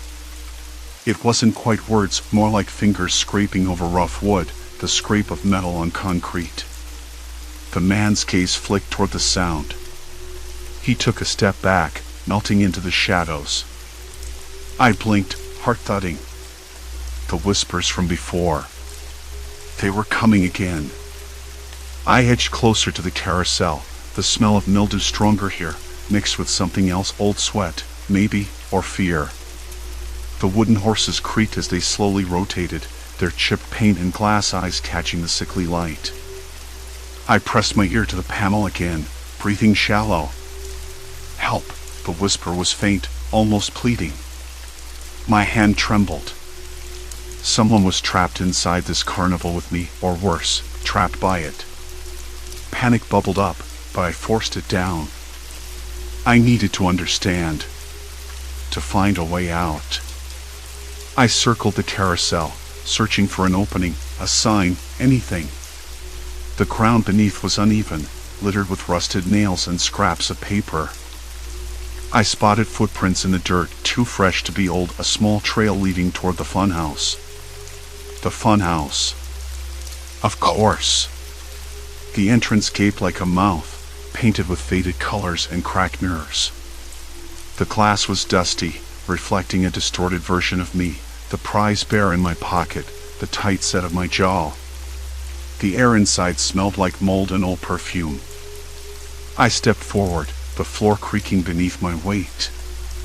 Inside, the mirrors multiplied the space infinitely, twisting and bending the carnival's reality. My own reflection seemed to move independently, a mocking doppelganger with a sly grin. I stumbled, disoriented. A voice echoed somewhere behind the glass, smooth and low. Welcome back.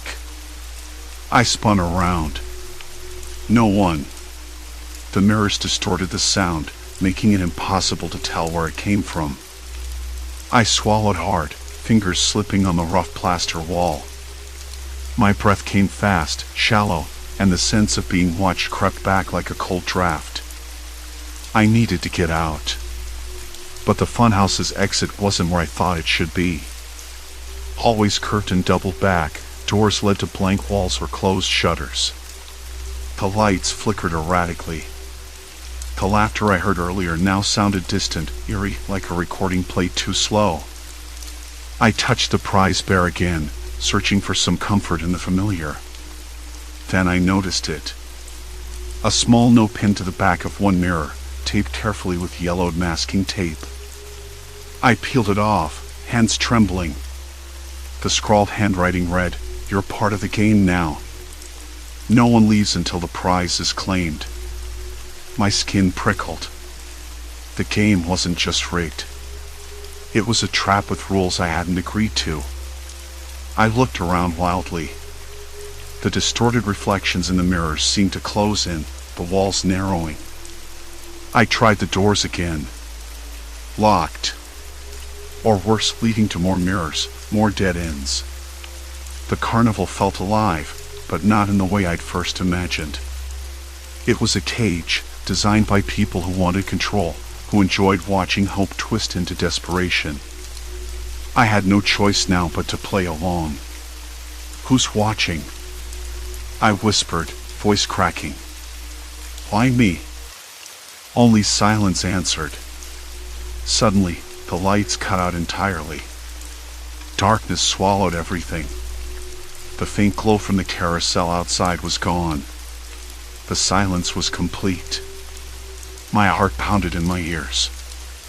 I fumbled for my phone, but the screen remained black, no signal, no light. Then, from the darkness, a single, deliberate sound, the slow, methodical clack of footsteps. They weren't mine. Shadows clung to the corners of the room like silent witnesses, waiting for the story to begin. I was not alone. And the game had only just begun. The footsteps stopped. Just like that. The sound vanished into the thick blackness around me, and I was left blinking in the absolute silence. My ears strained for any hint of movement, breathing, shuffling, the scrape of shoes on concrete. Nothing. The darkness felt like a thick blanket, smothering every sense except the pounding in my chest and the cold sweat running down my spine. I swallowed hard. The words echoed again in my mind. You're part of the game now. No one leaves until the prize is claimed. I wasn't sure who had spoken them. A voice? A trick from my own anxious brain? Either way, it was a threat, clear and precise. I fumbled along the wall, fingers brushing over rough plaster and cold metal. The air smelled stale, like a sealed basement or a forgotten cellar, mixed with something faintly sweet and rancid I couldn't place. My skin prickled in the chill. I wanted to scream, but my throat had gone dry, tight like a noose. Then, before panic could fully take hold, a different noise, a whisper, barely audible, like wind rustling through dead leaves. Or was it a voice? I leaned closer, straining to catch the words. Don't trust the prize. I jerked back, heart hammering. Who was there? I didn't see anything, but the whisper came again, closer this time. Don't trust the prize, or you'll be lost forever. I spun around, hands outstretched, searching the blackness for any sign of movement.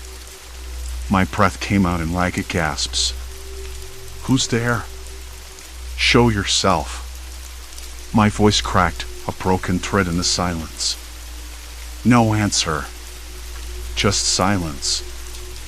I realized then the lights weren't coming back. The carnival had folded in on itself, like a living thing swallowing me whole. I was trapped inside a maze of shadows and broken promises. The prize, the thing I'd won from that rigged game, felt heavier in my pocket.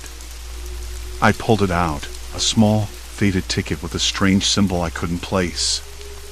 It was supposed to be a reward, but now it felt like a shackle. I folded it and unfolded it, trying to remember where I'd seen that symbol before. It nagged at the back of my mind. Something about it was familiar. The edges were worn, almost soft to the touch, like it had been handled too many times by countless others before me. The thought made my skin crawl. How many had fallen into this trap?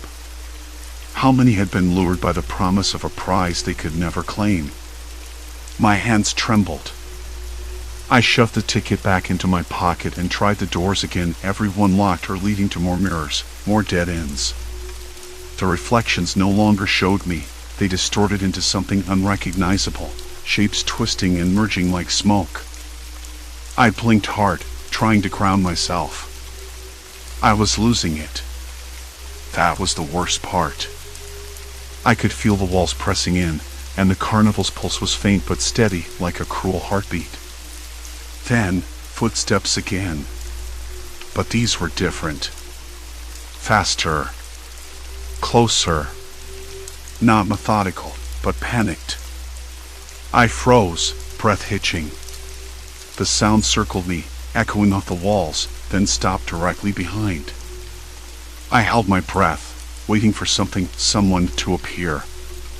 Please, a voice whispered, trembling and raw. Help me. I spun around, but there was no one. Only shadows. Help me. The voice was closer now, almost in my ear. I wanted to step away, but my feet felt glued to the floor. Who are you? I whispered. No answer. Just a faint rustle, like fabric brushing against plaster. I reached out, fingers grazing cold air. The ticket burned in my pocket. It was like holding a live wire. I pulled it out again and stared at it, suddenly desperate for some control, some clue. The whisper came one last time, so soft I almost missed it. Find the mirror with the red frame. Red frame? I hadn't seen that before. The mirrors here were all the same, cracked and smeared, reflecting nothing but warped images. I forced myself to move, following the wall with my hand, feeling for something different. After what felt like an eternity, my fingers brushed something smooth and cold glass. A mirror. I crouched low, running my hand along the edges. The frame was chipped, but painted a deep, dark red. My heart stuttered. I looked into the mirror. For a moment, it was just my reflection, disheveled hair, wide eyes, sweat glistening on my forehead. Then, the glass rippled, like water disturbed by a stone. A face appeared behind mine. Not mine. A woman's face. Pale, gaunt, eyes hollow with exhaustion and fear. "Help me," she mouthed, lips barely moving. I jerked back, nearly falling over. "Who are you?" I demanded, voice shaking. Her eyes locked onto mine, pleading. Then she pointed behind me. I whipped around, but the space was empty. "Why are you here?" I asked the mirror, voice cracking. The woman's reflection faded, replaced by the warped, fractured glass again. I swallowed hard, shivering. The air felt colder. The carnival wasn't just a trap, it was a prison one I was sharing with others, or at least their echoes. The prize I'd won was a key, but to what? And who was watching, orchestrating this nightmare? Suddenly, the lights flickered on. Harsh, fluorescent bulbs buzzed overhead, casting the room in sickly yellow. The walls seemed to pulse, breathing in and out like a living thing. I blinked, disoriented. And then I saw him. Standing near the exit door, a man, tall and lean, dressed in a threadbare carnival coat that hung loosely on his frame. His face was obscured by shadows, but his eyes caught the light, shining sharp and cold. "You shouldn't be here," he said, voice low and calm, like a judge delivering a sentence. "I want out," I said, voice barely a whisper. He smiled, slow and cruel.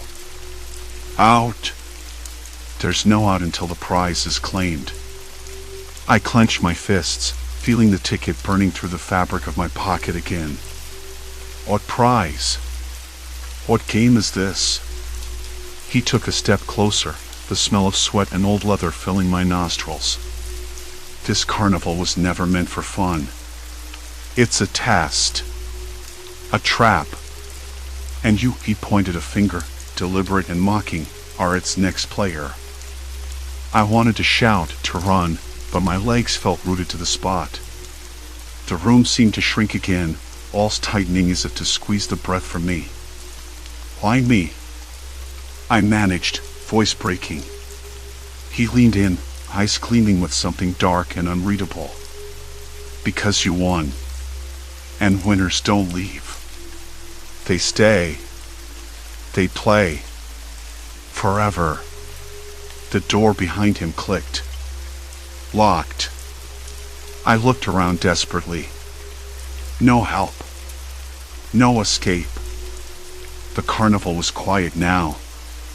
The kind of quiet that wasn't peaceful, but heavy, like the air was waiting for something to happen, or worse, waiting for me to leave. I could still hear the faint hum of the broken carousel, the rusty gears turning on their own somewhere behind the faded tents.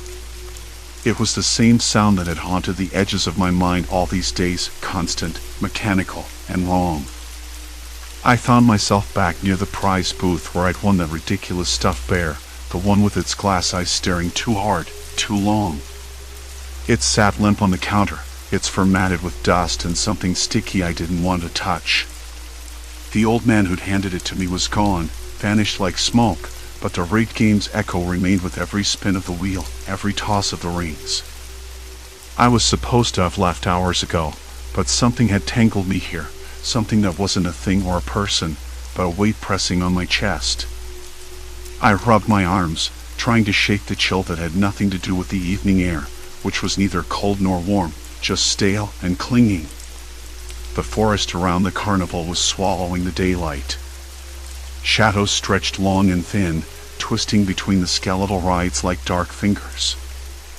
I thought I heard footsteps once or twice, but whenever I turned, there was nothing but the brittle sound of dead leaves skittering across cracked pavement.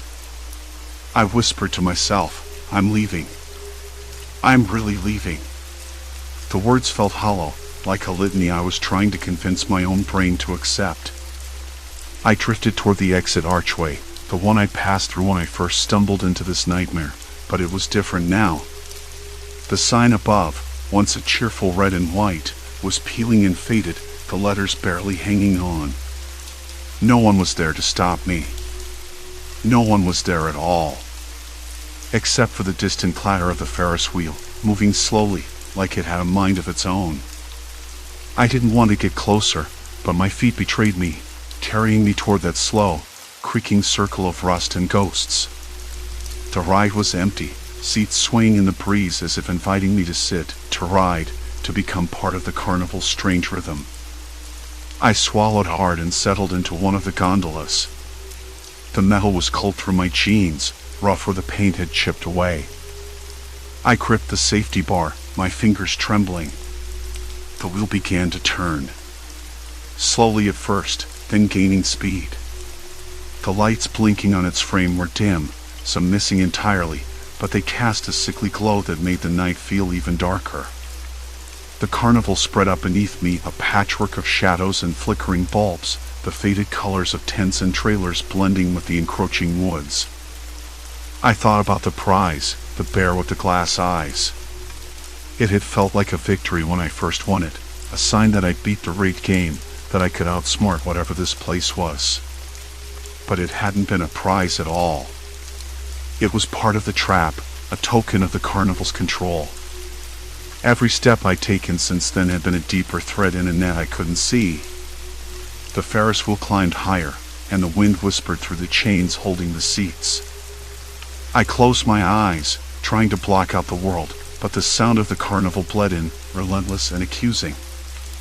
I could almost hear the old man's voice, gruff and low, telling me to play again, to try my luck one more time. I didn't want to. I wanted to scream, to run, to disappear into the night and never look back. But the carnival knew better. It had planned everything, every ride and booth a step toward isolation, every shadow a piece of the puzzle I hadn't wanted to solve. When the wheel stopped, I stepped down onto the cracked platform. The air smelled like mildew and rust, a scent that felt permanent, like the carnival itself was rotting from the inside out. I looked around, searching for an escape, a sign, anything that would lead me back to reality. And then I saw it. A path, narrow and overgrown, leading away from the carnival's heart and into the woods. It wasn't marked, not with signs or lights, just a faint trail where the grass was crushed and the dirt was darker. My legs moved before my mind could argue, carrying me toward the unknown. The forest closed around me, branches scraping against my jacket, leaves crunching underfoot. The light from the carnival grew faint behind me, a dying ember swallowed by night. My breath came out in short, sharp bursts, my skin prickling with cold sweat. After what felt like hours, I broke through the trees and stumbled onto a quiet road. The moon hummed low, silver and distant, and in the distance, the faint sound of a car engine. I didn't stop to think. I ran toward the light, toward anything that wasn't the carnival. When I finally reached the road, a car slowed and pulled over. The driver's face was kind, lined with concern, and I collapsed into the seat, the weight of everything crashing down all at once. I wanted to explain, to tell someone what had happened, but the words caught in my throat. The carnival was behind me now, silent and still. The prize I'd won, the games I'd played, they were part of a story I barely understood but had survived. I was different. Wiser, maybe. Or just more broken. I looked out the window as the car pulled away, the carnival fading into the distance like a bad dream. I didn't know if I'd ever forget it, but I knew I had to try. Because some places were meant to trap you, to twist your mind until you couldn't tell what was real. But not me. Not anymore. The road stretched ahead, empty but full of possibilities. I let my hands rest on my lap and closed my eyes, listening to the steady hum of the engine. The silence outside was different here, not waiting, not heavy. Just quiet. For the first time in a long while, I felt like I could breathe.